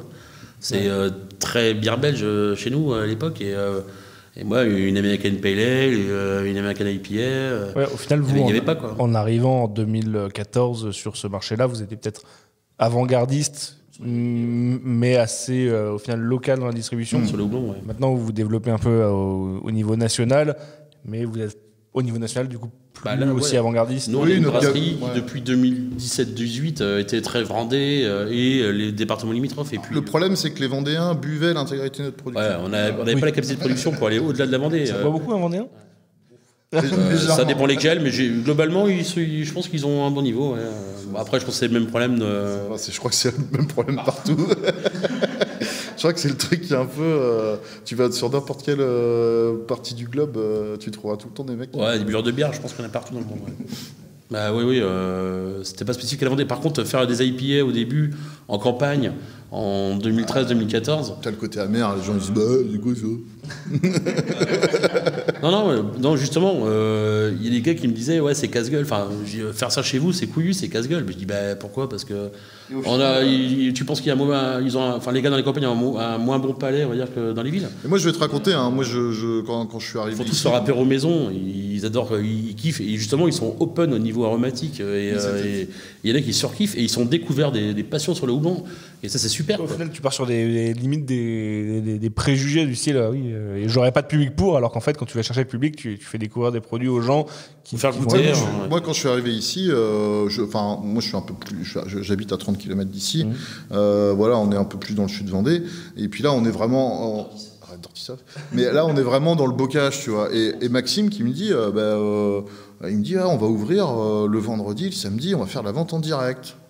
Tu vois où on est là. Dégustation, T'as vu un vente. peu le truc. Oui, je vois les routes que Et j'ai prises pour venir vous je voir. regarde comme ça, je fais on va faire de la vente en direct ici là. Il y a des gens qui vont venir ici dans ta. Les gens passent par là. pour acheter ta bière. Sans panneau, tu rentres dans la ferme, tu viens l'hiver, il faisait 5 degrés On a dehors. passé des soirées. C'était à l'extérieur, c'est un préau Ouais. ouvert. C'était l'ancien bureau là, tu vois, Ouais. qui était en mode préau. Et t'avais 30, 40, 50 personnes tous les Et jours. en fait, on avait ouvert le truc et en fait, on faisait de la dégustation gratuite et puis Ouais. les gens, ils voulaient acheter. Bah, ils achetaient. ça attise un peu l'intérêt, quoi. Les gens Et là, qui on a aiment fait ce qu'on appelle une petite éducation. Alcool gratuit, tu vois, ça. On n'attire pas les gens avec du vinaigre. Donc on en reparle. Est-ce que les Vendéens boivent beaucoup En tout cas, ils sont intéressés. Ouais. Tenez, c'est bons endroits. Mais tu vois, donc on a fait une éducation de palais et moi, les premiers, j'ai halluciné. T'avais des vieux entre guillemets, t'avais des agriculteurs du coin, t'avais du jeune, Les petits enfants, T'avais 12 ans aussi. t'avais, Ça, c'est la Vendée, ça. t'avais des femmes, t'avais des hommes, t'avais des enfants qu'on faisait boire aussi. Mais tu vois, mais j'ai halluciné. Je fais bah ouais, en fait, les gens, il suffit de leur mettre un bon. De toute façon, c'est comme pour tout, c'est comme pour la viande, c'est comme tout. Il suffit de leur mettre un. Moi, tu vois, quand j'étais. Ils étaient curieux déjà de la bière, de ce qu'on faisait. Et puis. Tu mets un bon produit. Ça changeait les goûts, donc tu mets par un rapport bon à ce produit. qui se Et faisait. les gens, ils buvaient le truc, ils fait ah d'accord, c'est ça la bière. Tu vois, Et on l'avantage l'a quand entendu tu fais plein de fois. Ça. goûter ton produit et quand tu as un produit qui sort un peu de l'ordinaire et des normes que les gens ont l'habitude de Les boire, bières c'est que, houblonnées, à l'époque, il y avait c'est que tu peux l'expliquer, tu peux donner aux gens une explication sur la démarche, sur qu'est-ce que c'est, pourquoi tu en viens là et Il y a les aussi, faire apprécier le produit. Ils sont aussi demandeurs de la compréhension de la bière, enfin du produit, que ce soit du vin, de la bière ou autre chose. Mais Puis quand tu peux expliquer le process derrière de fabrication et tout ça. une brasserie, tout ça. Enfin, il y a beaucoup d'éducation qui a été faite aussi. Ouais. Alors nous, on n'éduquait pas le beer geek, mais on éduquait la masse, quoi. Oui, bien sûr. Il y a peut-être eu des futurs beer geeks après, mais c'est sûr qu'il y a. Vous avez peut-être créé des bières geeks, oui. Non, mais ça c'est. En tout cas, ouais, il y a tout public, quoi. On a créé un monstre. Bon, en local, vous avez des fans. Hein. En local, ouais. Moi, je pense. j'ai pas mal de C'est Chauvin aussi. de mes attention, on abonnés. l'a Oui. porté, Oui, mais non, mais Mais je me on doute n'a bien, pas fait oui. de bière. Alors, ce qu'il faut savoir quand même, c'est que l'Amuse, dès le début, j'ai pas voulu marquer le côté vendéen, Ouais. le côté double cœur vendée, le côté. Bière de Vendée, compagnie, Parce que le mot l'Amuse, tu vois, déjà, il y a un double sens, mais les vendéens, Alors, les vrais explique-le, savent. parce que là, pour le coup, moi, je suis pas un vrai. Tu vois, L'Amuse, en fait, c'est un mot patois. Enfin, D'accord. c'est du vieux français, mais dans le coin, c'est du patois. Et en fait, une muse, c'est un triptyque. Enfin, la muse, c'est le mot, cette marque-là, on va dire, c'était un triptyque. C'est la muse, dans le coin, c'est un mot patois, c'est un terme agricole. Et une muse, qu'est-ce que c'est? C'est ici, dans le bocage, il y a beaucoup de prairies, tu l'as vu tout à l'heure, entourées de buissons denses, épineux, ce qui formait un enclos naturel pour les animaux qui étaient en pâture dans ces champs-là, dans ces parcelles-là, de ces prairies. Et de temps en temps, ils se frayaient un petit passage, ils faisaient un trou dans la haie, quoi. Et puis ils reprenaient leur liberté. Et ce passage-là, c'est une muse, en fait. D'accord. Et donc là, à la base, c'est un terme agricole, donc ça fait un lien avec la ferme de la ferme brasserie. Il y a le côté aussi, c'est un terme local, donc ça fait Alors après, dans c'est le un terme bocage. patois, mais Donc ça fait un lien avec le côté géographique de la brasserie dans le bocage vendéen. Et puis troisième chose, c'est qu'aujourd'hui, il y a un détournement de ce mot-là, en fait, patois, par les plus jeunes ou même les anciens. Hein. C'est le côté, une muse, c'est plus un passage dans une haie, c'est un endroit pour aller boire un coup après le boulot. C'est un endroit où bien, du coup, c'est une c'est un bonne endroit cave. où on aime bien être. tu vois. C'est aussi un raccourci, c'est une astuce, c'est un petit chemin. un petit chemin à 4 grammes, un chemin du renard, c'est un chemin quand t'as picolé, tu le prends, tu verras pas les flics. Enfin, voilà, il y a plein de termes comme ça, mais ça tourne autour de l'alcool au final, et ça faisait un lien avec la C'est brasserie. Jay d'ailleurs qui avait trouvé le. Non, la muse, c'est moi et Gislain. Ah, c'est On pas. était en train de prendre l'apéro là, enfin, on buvait des bocages PLL à l'époque, les premières du nom, et on a trouvé ça comme ça. Après quelques bières, certainement. Mais on l'a trouvé. C'est comme ça que naissent les meilleures idées. Hein. Ouais, ici, dans la cave. Ça dépend quand même. Non, tu l'as pas dit. Je moi, dis pas que toutes les idées sont bonnes à prendre. J'ai dans je une dis cave que- vendéenne, là, typique, Ouais. là. J'allais y venir, mais Excuse-moi. Tu m'anticipes. Je te fais la depuis tout à l'heure, transition, C'est génial. Mais attends, Ouais. on est pro. Donc. Non, mais On tu va vois, monter des podcasts, nous aussi. bah nickel. Des podcasters La peau de castor. avec des gâteurs. Je sais pas faire le... Des podcasters. Ouais, non, j'allais y venir parce qu'en fait, on parlait des bières houblonnées un peu pour geek et compagnie. À chaque fois, on dit que l'évolution supérieure du geek après la bière houblonnée, c'est la Wild Ale et les bières barriquées et compagnie. Est-ce que c'est IPA, un programme ça, qui, pour vous, est La en Wild, développement oui, oui. ou pas? Et On non, en- quand je vois l'endroit dans lequel on enregistre, je me dis que oui, Allez, Vincent, probablement. va tirer une barrique là. Non, mais après, c'est. Oui, bah ça fait partie des choses qu'on a envie d'expérimenter. Donc, on a déjà commencé à travailler un peu là-dessus. Il y a déjà eu quelques séries qui ont été faites, mais gentiment, quoi. Il y avait la Brette Anomus. Que j'avais goûté, que j'avais vraiment beaucoup aimé. Nantes sous pression, on avait mis des fûts. Hier soir, l'anniversaire du Beer Market à Nantes. On leur a filé un fût de Brette avec un vieillissement, un finish avec de la mangue, mais le fruit, pas la purée de fruits, vraiment le fruit. Et on était content de boire ça hier soir parce qu'on n'avait que 4-5 fûts, on les a tous bu pendant le confinement, et puis il nous en restait un qu'on avait oublié dans la chambre froide, et donc on leur a fait cadeau parce que ça faisait l'occasion, et on était content de la reboire. Mais ça, oui, on a envie donc on a un cool chip, 10 hectos, hein, c'est pas un 20 hectos, mais c'est un 10. On l'a fait pendant le Covid, là, on a fait un batch là-dessus. On va en refaire d'autres. Qui traîne, hein, si vous voulez fouiller sur Facebook. La journée de brassage avec Florent. Et après, il y a la partie, alors ce cool chip là, on va le réutiliser, on va s'amuser. Là, on a des cuves, on a une cuve tranconique, 50 hectos. Alors là, il y a des barriques, on est dans la cave, donc il y a des barriques d'apéro maison, mais il y a surtout des barriques de Brette aussi. Ça va de l'acétique, il y a des acétiques sur des IRS à la base, mais en version acétique dans les buissons de Bourbon, par exemple, là, c'est ce qu'il y a derrière moi. Après, c'est que de la Brette dans les barriques de blanc. Et puis après, on a aussi à l'attendant de nous trouver l'entrepôt, notre nouveau chai, on a pas eu le temps d'y aller, mais on peut y aller après si tu veux.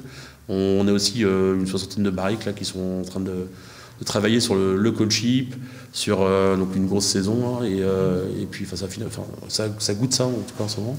Et bien farmhouse, quoi. Et puis après, on est sur des vieillissements Brette, des blends avec des bactéries, tout ça. Parce que là, du coup, on est quand tu me parlais de la cave vendéenne, on est vraiment au cœur de la ferme, dans une cave vendéenne avec des petites barriques qui nous entourent. L'endroit est fortement sympathique. Les barriques de Rome aussi là-bas, il y a du Bourbon, mais c'est de l'apéro qu'il y a dedans, là, c'est de l'épine. Là, tu vois, elle est bien vendée, là, tu vois. Mais ça donne une épine, mais qui goûte un petit côté, le côté vanillé, quoi. C'est super. Là, c'est des barriques qu'on m'a filé, c'est des barriques de whisky tourbé. Ouais, sympa à travailler. Marrant, on a bossé, ouais. Elles sont vides, mais on va les remplir. À moins que mon père ait mis des choses dedans. Tu sais, des fois, il me squatte des barriques. Une surprise comme ça. Ouais, mais c'est marrant. Après, tu sais, les barriques d'épines, quand elles seront bues, parce qu'on va bien on va bien arriver à la boire. Hein. Elle fait 190 litres. Mais quand elle sera vide, on pourra mettre de la bière dedans. C'est marrant, tu vois. Une seconde vie, une troisième vie, du coup. Ça peut être sympa, ça. Enfin voilà, là on s'amuse en fait, c'est ça qui est intéressant. Et après, tu vois, on a goûté d'ailleurs une barrique, on va goûter l'autre après là. Mais après, il y a moyen. Enfin, ce qui m'intéresse aussi, c'est après la partie des gus, blend, tout ça. Ouais, bien sûr, plein de barriques comme ça, l'assemblage. Travailler le finish sur du fruit, sur du houblon. Ça, c'est vraiment top. C'est des choses qui sont hyper intéressantes. C'est un autre travail dans la bière. Moi, ce qui m'intéresse, c'est que c'est un autre métier encore. C'est un métier à part entière, et puis c'est une autre vision de la bière aussi, en termes aromatiques, en complexité, et en potentiel aussi, parce que tu prends le cool chip, moi l'idée c'est à l'avenir de le mettre sur une remorque, ça, on en parlait tout à l'heure vite fait là, mais je le mets sur une remorque, un plateau de la ferme avec le tracteur, on va l'emmener chez un voisin qui fait des pommes, qui fait des abricots, qui fait des pêches, et puis on va ensemencer directement dans le champ, dans le verger, quoi. Enfin, voilà, il y a plein de possibilités, on peut le rendre mobile. J'ai évité de l'emmener à côté des tas de fumier, hein. Je suis pas bête non plus, mais il y a peut-être un truc à faire, des choses intéressantes. Ouais. À tester. Mais je ne pense pas, non. À tester peut-être dans un seau avant de le faire sur une bière de merde. Ouais. Et puis puis on est dans un endroit, ça se prête vraiment à ça. Puis nous, on adore vraiment ce produit-là. On en revenait à ce que tu disais tout à l'heure, Gérard, c'est que... c'est parti, là. C'est mon troisième nom, ça. Ouais. Prénom. Ah bah, non, je rigole. Merde, j'aurais pu bien tomber. Mais c'est que Ferme Brasserie, on est quand même plutôt raccord pour venir travailler des bières plus fermières, des saisons, des farmhouse et des bières un peu plus sauvages, quoi. Et même, j'ai envie de te dire, la finalité du truc, ce serait même d'avoir une levure vraiment à nous. D'ailleurs, oui, vous avez deux petits labos là que vous m'avez montré tout à l'heure. On a quelques levures. Vous travaillez sur ce genre de choses, à travailler votre propre souche Travailler, il faut prendre le temps, tu vois. Oui, bien sûr, oui, j'imagine que c'est. Mais juste, on a fait pas mal de prélèvements l'année dernière, il y a 2 ans, on a eu le temps de le faire. Et on est arrivé à choper des levures sympas. Ouais. On a une levure, alors ça c'est de la chance. On a récupéré ça sur les figuiers là, à ma mère. Enfin, bon, voilà. Et non, mais on a trouvé c'est un peu comme la Pitcha Clary, c'est la Claria Clary. Et c'est une levure qui est top, c'est qu'elle consomme pas enfin les sucres simples en fait du malt et ça peut faire des bonnes bières. Ça donne des notes de fruits tropicaux et ça génère pas d'alcool quasiment. Donc, faire une bière sans alcool, c'est hyper intéressant. Et ça, on a chopé ça, c'est gratos. Hein, sur la côté sur le figuier. Ça, sur des fleurs, on a chopé des trucs sympas aussi. Maintenant, on a aussi chopé de la grosse de basse. Hein. Je veux dire, là, quoi, il a fallu goûter. Bon, non. À l'évier, quoi. Mais voilà, après, c'est le jeu, mais ça prend du temps. Ah oui, tu réussis pas à chaque fois. Hein, mais sur ça fait partie des projets petites saisons, là, il y a moyen, hein, franchement, bah oui, en cherchant bien. Puis ça colle vraiment avec l'image de la boisson. Maintenant, il faut qu'elle soit stable dans le temps, qu'elle consomme bien les sucres, tout ça. Et qu'elle soit tolérante à l'alcool aussi, parce que souvent, le problème, c'est ça, c'est que ça fait pas des grosses bières, quoi. Donc, voilà, faut fouiner un peu plus, mais... Ouais, ça c'est encore un autre job, mais c'est hyper intéressant, franchement. Si y a un futur apprenti, un gars qui fait des études et qui cherche en microbio, qui cherche 6 mois de stage, moi je le mets là-dessus, il n'y a pas de souci, parce que on a le labo pour en plus, ça qui est bien. Donc on peut stocker, et après s'il faut vraiment, on peut les stocker dans des labos officiels qui vont limite la purifier. Et puis la stocker voilà, vraiment à très basse température pour maintenir la colonie en stock, quoi. En vie. Bon, pour moi, j'ai un peu déroulé toutes les questions que j'avais. Je sais pas si tu as d'autres thèmes que vous voudriez aborder. Moi, j'aimerais bien savoir combien il y a de brasseurs en France qui possèdent une moissonneuse-batteuse. Pas beaucoup, à mon avis. Vous pouvez nous appeler si vous voulez. C'est un stat que j'aimerais bien. Tu veux la stat du nombre de brasseurs qu'une moissonneuse-batteuse, ok. Ouais, ou un tracteur, je sais pas. Ouais, il y en a, j'en ai déjà vu pendant. Mais le problème, c'est que je sais pas combien. À mon avis, ils sont pas nombreux. Non, il n'y a pas de thème. Non, j'ai pas de thème abordé. Je pense qu'on a fait le tour. On a fait le tour, ouais. Moi, je trouve qu'on est bien dans le paysage. Nous, comme je te dis, on aime bien goûter et tout ça. Moi, ce que j'ai envie de dire à l'heure actuelle, c'est putain, on est bien en France, quoi. Enfin, Ouais, bah, oui. Après, il va peut-être y avoir une petite. Enfin, il y a peut-être des brasseries qui vont peut-être sauter. Enfin, on ne sait pas comment que ça va se passer, parce qu'il y a quand même 2500 brasseries, comme on disait tout à l'heure. Oui, on est sur un marché qui est encore, je pense, en pleine croissance, mais qui Bah, après, arrive doucement à maturité. Moi, ce que je vois à l'heure donc, actuelle, c'est qu'on n'a plus à rougir par rapport à d'autres pays. Comme on disait, nous, on est fans de bières Clairement, américaines ou anglaises. Et maintenant, tu sais, même quand on goûte des bières américaines, maintenant, on fait bah, ouais. Du lourd, quand même. ouais, il y a du lourd, mais on on très se lourd. dit, Le Je pense niveau en France, moi, je vous rejoins là-dessus. Ouais, je vous rejoins là-dessus dans le sens vachement où en fait une bière américaine, si tu la bois sur place, ça a tout son sens. À partir du moment où tu l'as fait importer, qu'elle a voyagé, que tu ne pas forcément les meilleurs lots et qu'elle coûte une blinde d'arriver sur notre territoire, bah elle vaut pas forcément plus le coup. Mais déjà, bière les française Américains, quand ils prennent une IPA, c'est une IPA de l'État. Ils vont pas s'emmerder sur la côte ouest à prendre de la côte est. Hein. Et Alors, est-ce que la prendre en plus jusqu'à l'Europe J'en profite pour faire un petit coucou à nos amis du podcast américain Binous USA. Merci. Tu vois, j'allais faire un coucou à des gens, je ne me souviens même plus leur nom, mais qui eux sont basés au cœur de la Louisiane, des Français en Louisiane, Ouais, ils boivent des bières locales et très rarement ils font des reviews de bières d'autres États, ou alors c'est vraiment les gros mastodontes, les Sierra Nevada et compagnie, parce que ils trouvent pas grand chose d'autre. En effet, tu bois la bière de ton État, ils ont tellement de brasseries de qualité. Nous, qu'il n'y a ça pas va forcément Au besoin final, d'aller ça va chercher venir ailleurs. Paris. Nous, En fait, la France, ce sera un État de bière et tu goûteras. Enfin, ça sera. Tu veux une bonne IPA, il y a forcément de lui. T'auras forcément et du monde qui fait de la bonne bière. ça rebosse sur le local et c'est hyper intéressant en fait. Et ça, pour le coup, je pense aussi que ça fait partie peut-être des rares points positifs du Covid, c'est que ça a un peu recentré aussi les gens sur la consommation de produits locaux, d'aller chercher des produits un peu plus naturels et surtout de la production locale, et pas s'emmerder circuit court. Je sais pas si c'est quelque chose que vous avez ressenti d'ailleurs. Si, Du coup, nous on bosse avec pas mal de clients qui sont épiceries ou qui font pas mal de produits locaux en fait. Et on voyait, eux, l'avant et l'après Covid, ça...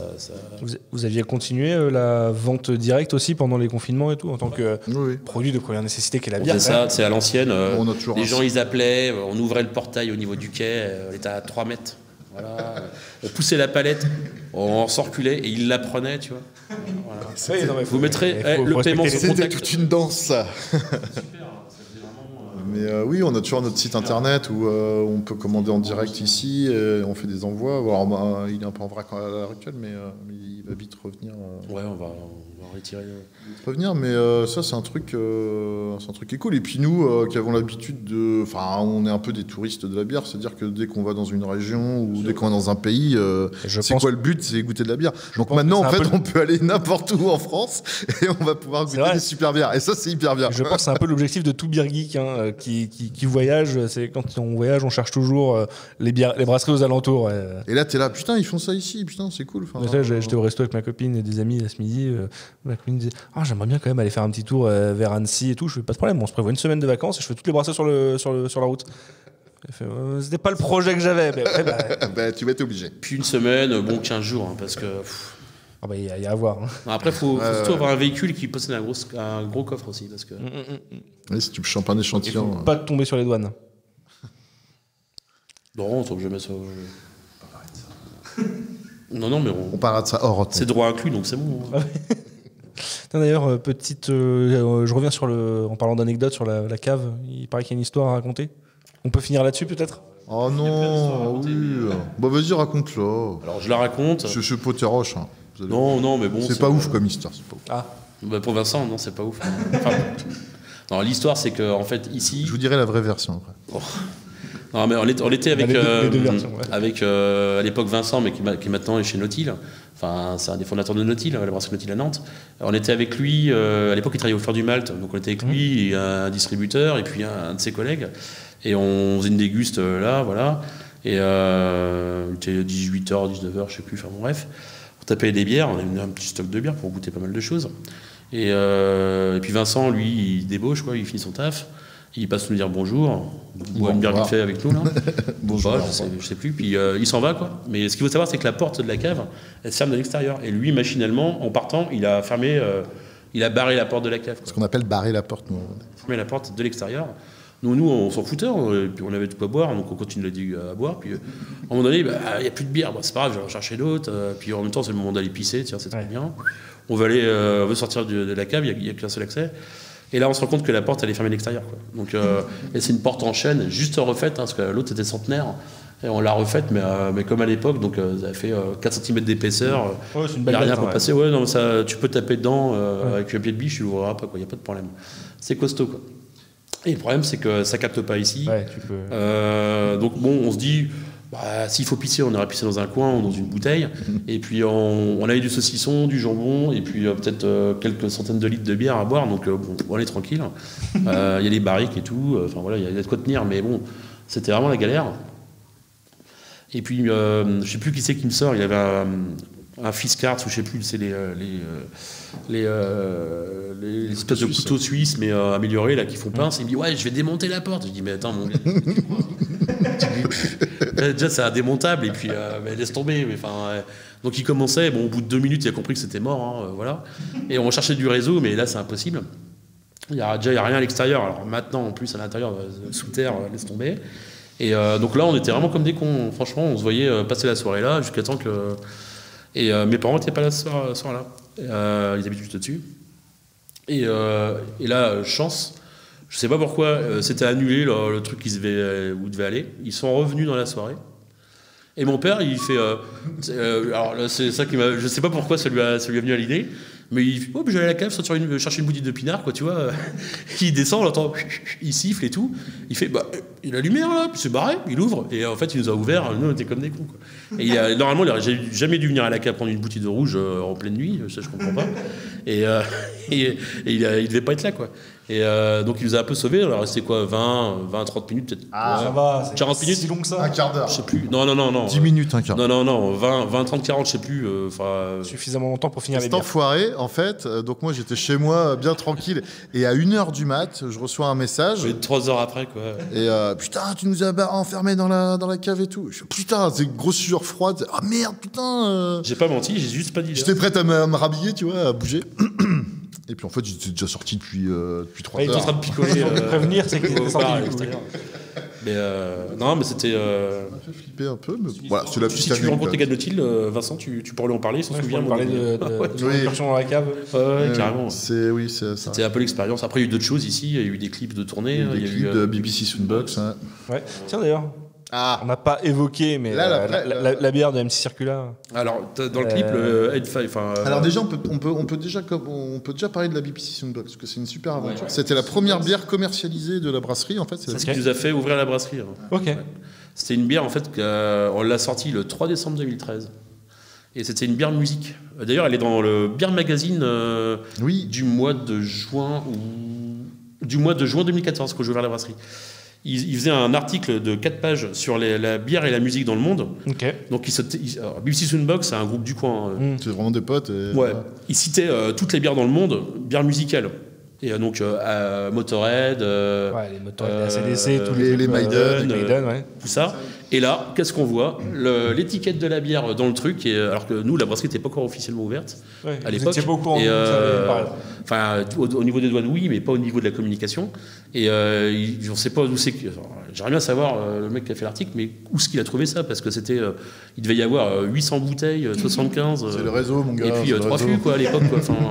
Et en fait, la particularité de cette bière-là, c'était que l'étiquette, tu avais en fait la pochette de l'album, c'était une bière album en fait. Tu l'achetais, tu avais le code barre de téléchargement de l'album en dessous. Okay. Et tu avais le tracklist en revers de l'étiquette. Et tu pouvais boire la bière, c'était une American Pale Ale avec la 1056. Et puis c'était Dario Ping, Centennial à l'époque, je crois, et puis Amarillo. Et tu pouvais boire ta bière en écoutant la zik en fait, que tu as téléchargé. Donc ça a été la première vraie bière de la brasserie, quoi. Et après c'était la Mus et puis voilà. Mais oui, il y a une petite histoire bière et musique. Quand même. Ouais. Je sais pas si tu veux. Enfin, nous, même sur nos bières éphémères, on essaye tout. Enfin, nous, on est deux passionnés de musique. Alors après, dans des registres bien différents. Ouais. Mais on essaye tout le temps. C'est sûr, tout de suite. Mais on essaye tout le temps de mettre un petit. Alors, souvent, c'est des noms anglais ou machin. Et ça a toujours un petit rapport avec de la musique ou voilà, des paroles de chansons ou de groupes, tu vois. C'est quoi les références musicales? Alors, Maxime, lui, il va être. C'est hip-hop, libraire musical, musique de film. Ok. Mais voilà. Musique de film. Et de documentaires subaquatiques italiens des années 70. Ouais. Enfin, c'est très spécifique. Film de boule italien, quoi. Ah oui, d'accord. Subaquatique. Non, après, ça, c'est de la sexy comédie italienne. C'est pas des films de cul, c'est de la sexy comédie. C'est pas pareil. Des films de genoux. Et moi, ça va être plus tout ce qui est rock, stoner, hardcore, punk. Ok. Donc voilà. Et voilà, on cohabite avec ces trucs-là. Du coup, il y a eu des références musicales dans pas mal de noms de bières. Oui. Ouais, ça arrive. J'ai un souvenir de la Mussive Attack. Ouais. Mussive Attack, à la base, ça s'appelait l'arme de destruction Mussive. C'était trop long. Et moi, j'adorais, ça claquait, quoi. Mais ça me fait chier que ton truc. Quand tu vois les noms de certaines bières craft, je pense que tu rentrerais dans les gabarits. Hein. Ouais, mais du coup, on l'a tous. En fait, c'était l'arme de destruction Mussive. Et en fait, on l'a tous appelé Mussive Attack. En fait, à un moment donné, c'était la Mussive Attack, quoi. Donc, on a dit, on est con, pourquoi on utilise. C'est le nom de mon chat, en fait. Et du coup, le chat, il s'appelle Mussive. Mais c'est les clients qui l'ont appelé comme ça, c'est pas moi. Ouais. Mais voilà. Ça s'appelait pas comme ça avant. Tu vois, la Hop Deep, la Mob Deep. Enfin voilà, il y a toujours des petits Let's Groove. Du coup, c'est Let's Groove the Ace, Let's Bring the Noise. BBC Soundbox. Enfin, voilà. Ghislain, quoi, s'il nous écoute. On essaye tout le temps de. Tu vois, on a sorti. Alors, ça, c'était le gros truc. C'était quand on avait sorti la Mocha Spicy Stout. Là, la Negra Bush Beat. La Negra Bush Beat, qui est le nom du. Je sais pas si ça te dit quelque chose, Negra Bush Beat. Non. Donc, c'est le nom du groupe des inconnus. Ok. Et la Mano Negra, Carrefour Boucher, et puis Elmer Footbeat, du coup, qui donnait. Du coup, nous, ça nous a fait dire. On avait le côté bûche, tu vois, de Noël. Vincent est venu me voir. On l'appelle comment, la bière qu'on vient de brasser? Je sais pas, je suis en train de nettoyer des fûts au Karcher. Puis ça s'est fait comme ça. Des gras Bush Beat, on a éclaté de rire. On fait, bon, ben voilà, on l'a.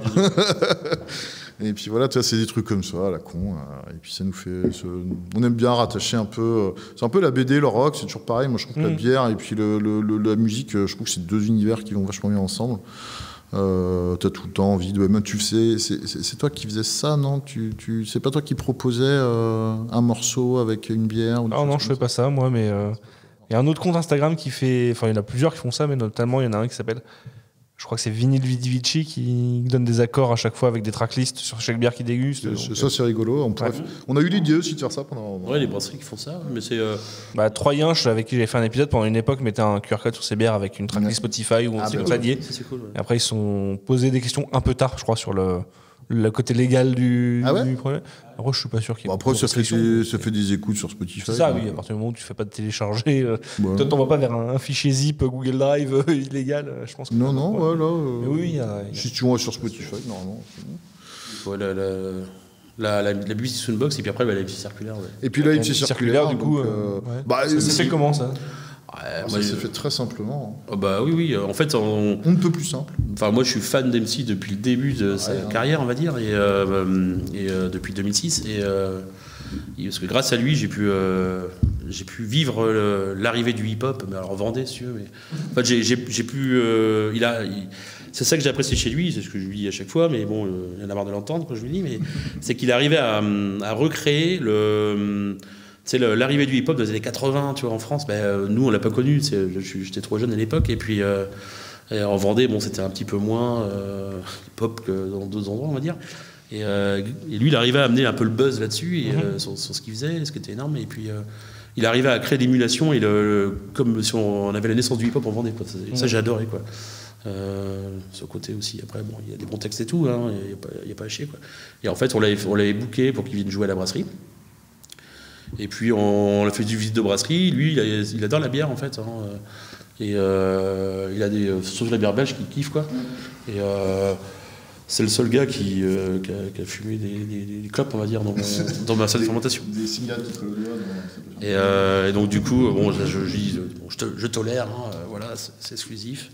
Et c'est bien entendu en fait. On est devenus potes. Et puis.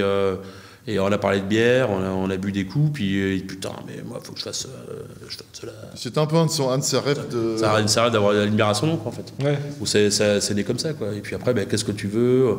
On essayait de leur faire aller au Ferrailleur, il y avait une soirée où ils jouaient. On s'était fait une déguste avant, pendant, après, on va dire. C'est de trouver un peu ses goûts, et puis qu'est-ce qu'il appréciait, dans quel délire il voulait aller, quoi. Et il fallait qu'il y ait une teinte. Moi, je suis plus parti sur une double IPA, tu vois, au début, 8,5. Et lui, non, il voulait côté belge. Et d'un côté, c'était très bien qu'il impose ça. Enfin, c'est pas vraiment qu'il l'imposait, mais c'était vraiment son délire. Et on n'avait pas du tout de. En fait, on s'est rendu compte qu'on avait très. Enfin, même moi, en amateur, j'ai brassé très peu de bière belge, en fait. Et à part les saisons, mais je veux dire, sur le côté belge, Strongale, quoi. Belgian Strongale. Et donc, ça, c'était hyper intéressant d'aller partir sur une triple. Et puis.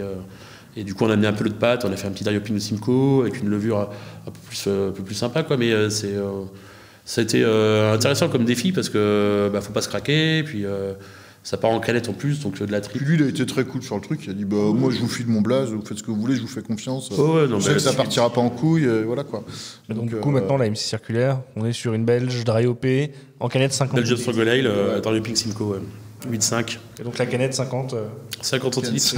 On garde un peu cette image de 8,6 et compagnie. Il faut savoir, cette bière-là, quand même, si vous en prenez à l'apéro, faut faire gaffe. Parce que moi, elle m'a mis beaucoup de fois en défaut. Alors, ouais. Et en fait, c'est une bière qui surprend pas mal, parce que les gens, justement, quand tu parles de 8,6, ont vraiment cette impression qu'ils vont boire. C'est pas comparable du tout. Qu'ils vont boire une bière genre 8,6 et tout ça.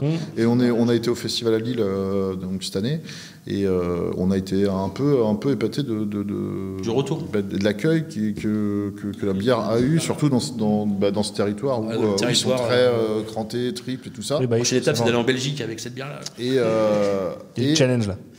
Et les gens ont grave kiffé. Et nous, ça nous a fait hyper plaisir. On a dit on va peut-être se faire défoncer, tu vois.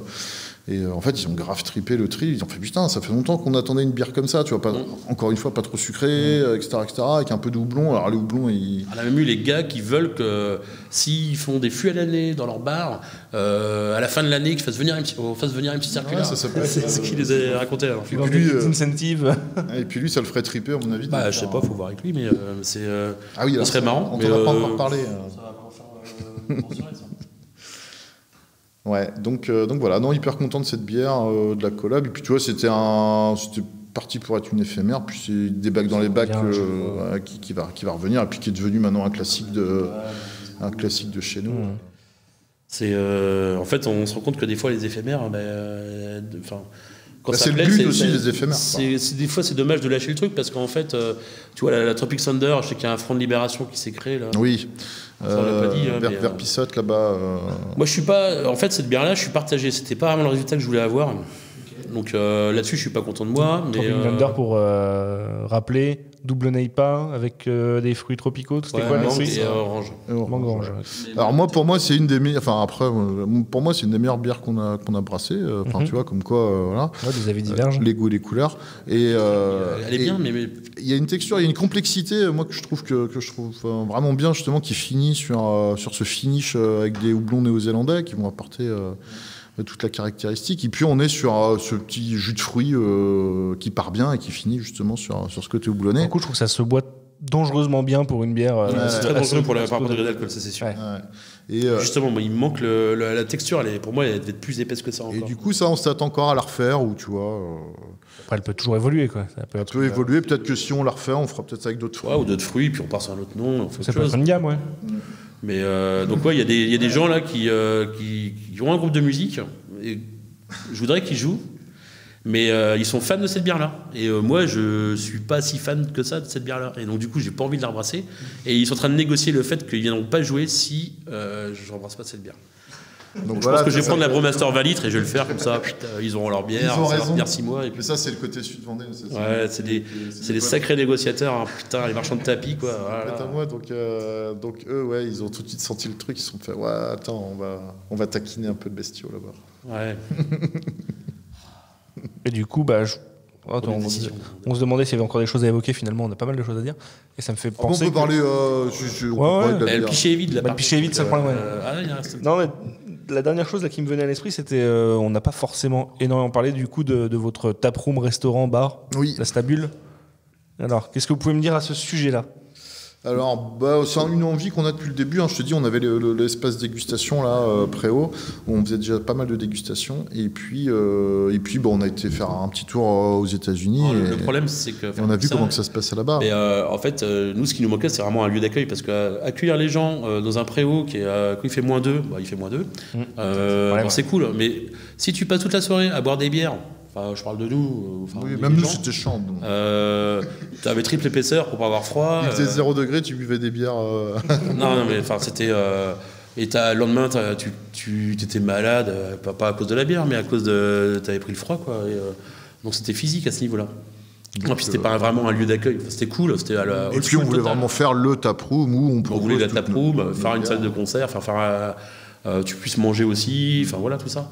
Donc au début on l'a fait, on a dégagé la Stabule, on l'a fait en mode food truck, la partie restauration, et puis il y avait la tireuse 12 bec. Donc là en fait, pourquoi ça s'appelle la Stabule? Parce que c'est une ancienne Stabule à bovin. Alors je sais pas si vous savez. Stabulation, ouais. Donc c'est une stabulation. C'est des tables en fait, c'est des tables. Tu parles à quelqu'un qui a vécu 30 ans en région parisienne, donc. Oui, voilà. Donc les avant, bovins, il y avait moi je les connais dans l'assiette et pas ailleurs. Quoi. Donc en fait avant. À la base, les animaux en fait, ils ont 4 pattes et une queue. C'est ça qu'on a vu tout à l'heure. Et 2 cornes. Ouais, c'est ça. Ouais, Donc tu vois la cour là, la cour de la ferme là. Donc en fait à la place du bureau là, tu avais un préau. Et puis juste à côté, à la place de la Stabule, en fait, tu avais des bovins là, directement là. D'accord. Et il y a un tas de fumier aussi. Hein. Et un tas de fumier en fait à la place de l'entrepôt. J'ai déjà fait les dégustations. Il y a des jours en fait on est pendant les champs, hein, c'est la campagne. Et il y a des fois où je me rappelle qu'on avait le préau, tu étais en train de faire tourner le verre, tu dis voilà, vous voyez hein, le côté houblonné, nana de ça, ou les notes de trucs. Et là, tu avais les gars qui étaient en train de charger des épandeurs de 15 tonnes de fumier. Avant de travailler le bret, on avait déjà prêté. Et ça me ça sent le cul de cheval. Oui, en effet. Ah, mais c'est oui. D'où est venue l'envie de faire des brettes. Non, mais après, on n'avait pas de lieu d'accueil. Et après, c'est sûr que nous, dans les influences, on est allé en Allemagne, on est allé surtout aux États-Unis. Et c'est très très fréquent d'avoir un bar accolé à la brasserie, c'est la norme. Limite, ça commence comme ça chez eux en fait. Oui, d'abord ils brassent font d'abord pour leur bar, puis après et la brasserie ils régionale, puis après la distrib. Ils suivent la croissance. Tu regardes Trillium, ils avaient les brewpubs, un deuxième, un troisième machin. Après, ils ont la brasserie régionale, et puis après, ils achètent la ferme. C'est l'étape d'après. Et nous, pareil pour Rogue, par exemple. On va le faire, mais à l'envers, quoi. C'est-à-dire qu'on a la ferme, après on va travailler à l'envers. Et la après, brasserie, le brewpub, et après ils achètent la ferme. Et alors, mais c'est ça qui est qui est marrant en fait. Il y a trop de brasseries qu'il y a de schémas et qu'il y a de concepts en fait. C'est ça qui est intéressant aussi dans Ouais, bien sûr. Puis après, le propos de la Stabule, donc c'est proposer nos bières locales et puis aussi proposer évidemment de la nourriture. Donc on parlait des steaks tout à l'heure, par exemple avec les burgers. Les steaks hachés. Donc on est parti sur du burger. Et puis après la partie grill, parce que dans une bête, il y a l'avant, il y a l'arrière. Donc l'arrière c'est des morceaux nobles on va dire, et puis l'avant c'est par un steak haché. Et donc il y a le steak haché pour les burgers, et puis après l'arrière c'est des pièces de viande grillée, donc des pavés de drumstick, entrecôte, côte de bœuf, basse-côte, et puis après tu vas avoir les faut filer tout ça, enfin voilà. Mais donc il y a la partie grill, et puis après on a aussi on fait du smokehouse quoi, enfin des cuissons lentes au barbecue fumé, plus Au fort, fumoir, quoi. ouais. ribs, saucisses, tout ça. Qu'est-ce qu'on boit de beau avec tout ça? Il y a combien de tirages De la bière. Là il y a 22 becs je crois, mais on en a vendu jusque 16. D'accord. Et c'est que les bières de la brasserie ou vous avez des becs pour les copains? Bah en fait à la base on achetait pas mal, mais là tu vois ce qu'on fait maintenant, on recommence un peu les collabs. Là tu vois on était chez Aérofab avant-hier, et du coup là ils reviennent brasser, enfin on a brassé chez eux avant-hier, et ils reviennent la semaine prochaine. Et du coup, j'aurais dit de ramener des fûts. On avait fait ça avec la petite Maze il y a 2 ans. Enfin, en gros, quand on fait une collab, maintenant, on se dit, bah les gars, vous venez, ramenez 5-6 fûts, comme ça on met 3 ou 4 becs, ou même une dizaine de fûts, enfin une quinzaine. Et puis, on se fait après, pas un TTO, mais bon, vous dormez sur place, puis on fait une petite soirée à la brasserie, puis les gens du coin, au moins, ils viennent, ils peuvent goûter les bières, et puis ils peuvent discuter avec les brasseurs, quoi. Ça c'est cool. Tu verras tout à l'heure, on n'est pas rentré, mais à la partie boutique aussi, on a tout un frigo en fait où. De la canne et puis. Ouais, j'ai vu qu'il y avait des bières et qui n'avaient pas l'air d'être de chez vous vite fait, mais. Donc non, ouais, donc on a quelques bières belges, mais des trucs vraiment. On a quelques trappistes, voilà. Mais on a du Tréfontainen, on a du Cantillon. Ah oui, il y a la canne. Et puis on a de la canette avec du Equilibrium, avec du Old Nation, avec des trucs qu'on kiffe vraiment. Du Garde. Et du De Garde, ouais. Et il y a dans les Famseed, on l'a bu ça. il y a des choses qui partent très vite, bizarrement. Mais pour information, moi quand je suis revenu du Vermont, je suis reparti à New York à l'aéroport et j'ai mes valises, malheureusement, bon, elles sont pas extensives. J'avais quand même ramené 3 valises de bière. Malheureusement, j'en ai acheté une sur place pour pouvoir mettre le stock de bière la veille là, et puis ça tenait pas au niveau du poids. Donc j'ai quand même balancé un growlers de je sais plus combien de gallons de Hill Farmstead avec une Hill Farmstead. Enfin j'ai balancé plein de bières en fait. J'ai fait le choix, je vais faire le choix à la dernière minute, et les bières que j'avais en double, en triple ou quadruple, donc je les ai laissées. Et je pense que le mec qui fait les poubelles, enfin j'avais posé les bouteilles à côté, quoi. Et j'ai refumé une clope après avoir checké mes bagages, il n'y avait plus. Hein. Donc je pense qu'il y a un gars qui les a récupérés, il s'est fait plaisir. Ouais. Donc c'est une technique, ça, c'est d'aller dans les aéroports à l'embarquement. Là. Tu peux trouver des bonnes bouteilles des fois. Donc voilà, en fait, avoir un petit lieu. Donc la Stabule, c'est un peu ça, quoi. Enfin, tu vois, puis on essaie de faire. Alors là, cet été, on va recommencer les concerts. L'hiver, on va faire, mais l'été, on fait pas mal de concerts. L'hiver, on va faire quelques-uns, mais moins, parce que il fait moins chaud, quoi. Donc, ouais, puis c'est assez contraignant. On s'est rendu compte que on a pas mal de familles qui viennent ou des machins. Tout le monde n'y a pas forcément pour les concerts. Donc voilà. L'été, c'est plus festif. Donc oui, là, ça match. Ouais. Ou alors sinon, on fait des soirées. Dans ces cas-là, c'est un groupe et on fait en mode guichet, on privatise un peu. Quand Circulaire il vient, on ferme l'établissement. C'est juste pour avoir une jauge aussi. Donc on va faire payer que dalle, 3 balles ou machin d'entrée. Et puis c'est juste pour canaliser les gens. Puis parce que si on fait venir Circulaire gratos, on risque vite de se faire Nous, déborder. en fait, on fait payer l'entrée, comme ça au moins on est booké avant le démarrage. Ouais. Ça évite que les gens viennent et puis qu'ils se cassent le nez déjà pour commencer. Et après, on leur file une bière pour ceux qui viennent tôt, c'est gratos. Au moins, on joue le jeu, quoi. Ouais, du coup, au moins, ça permet de gérer la capacité du lieu. Et puis, surtout avec le Covid, on est obligé de s'adapter. Donc voilà, ça permet de vraiment de gérer le. C'est vrai que le Covid a un peu métamorphosé, on va dire, la Stabule.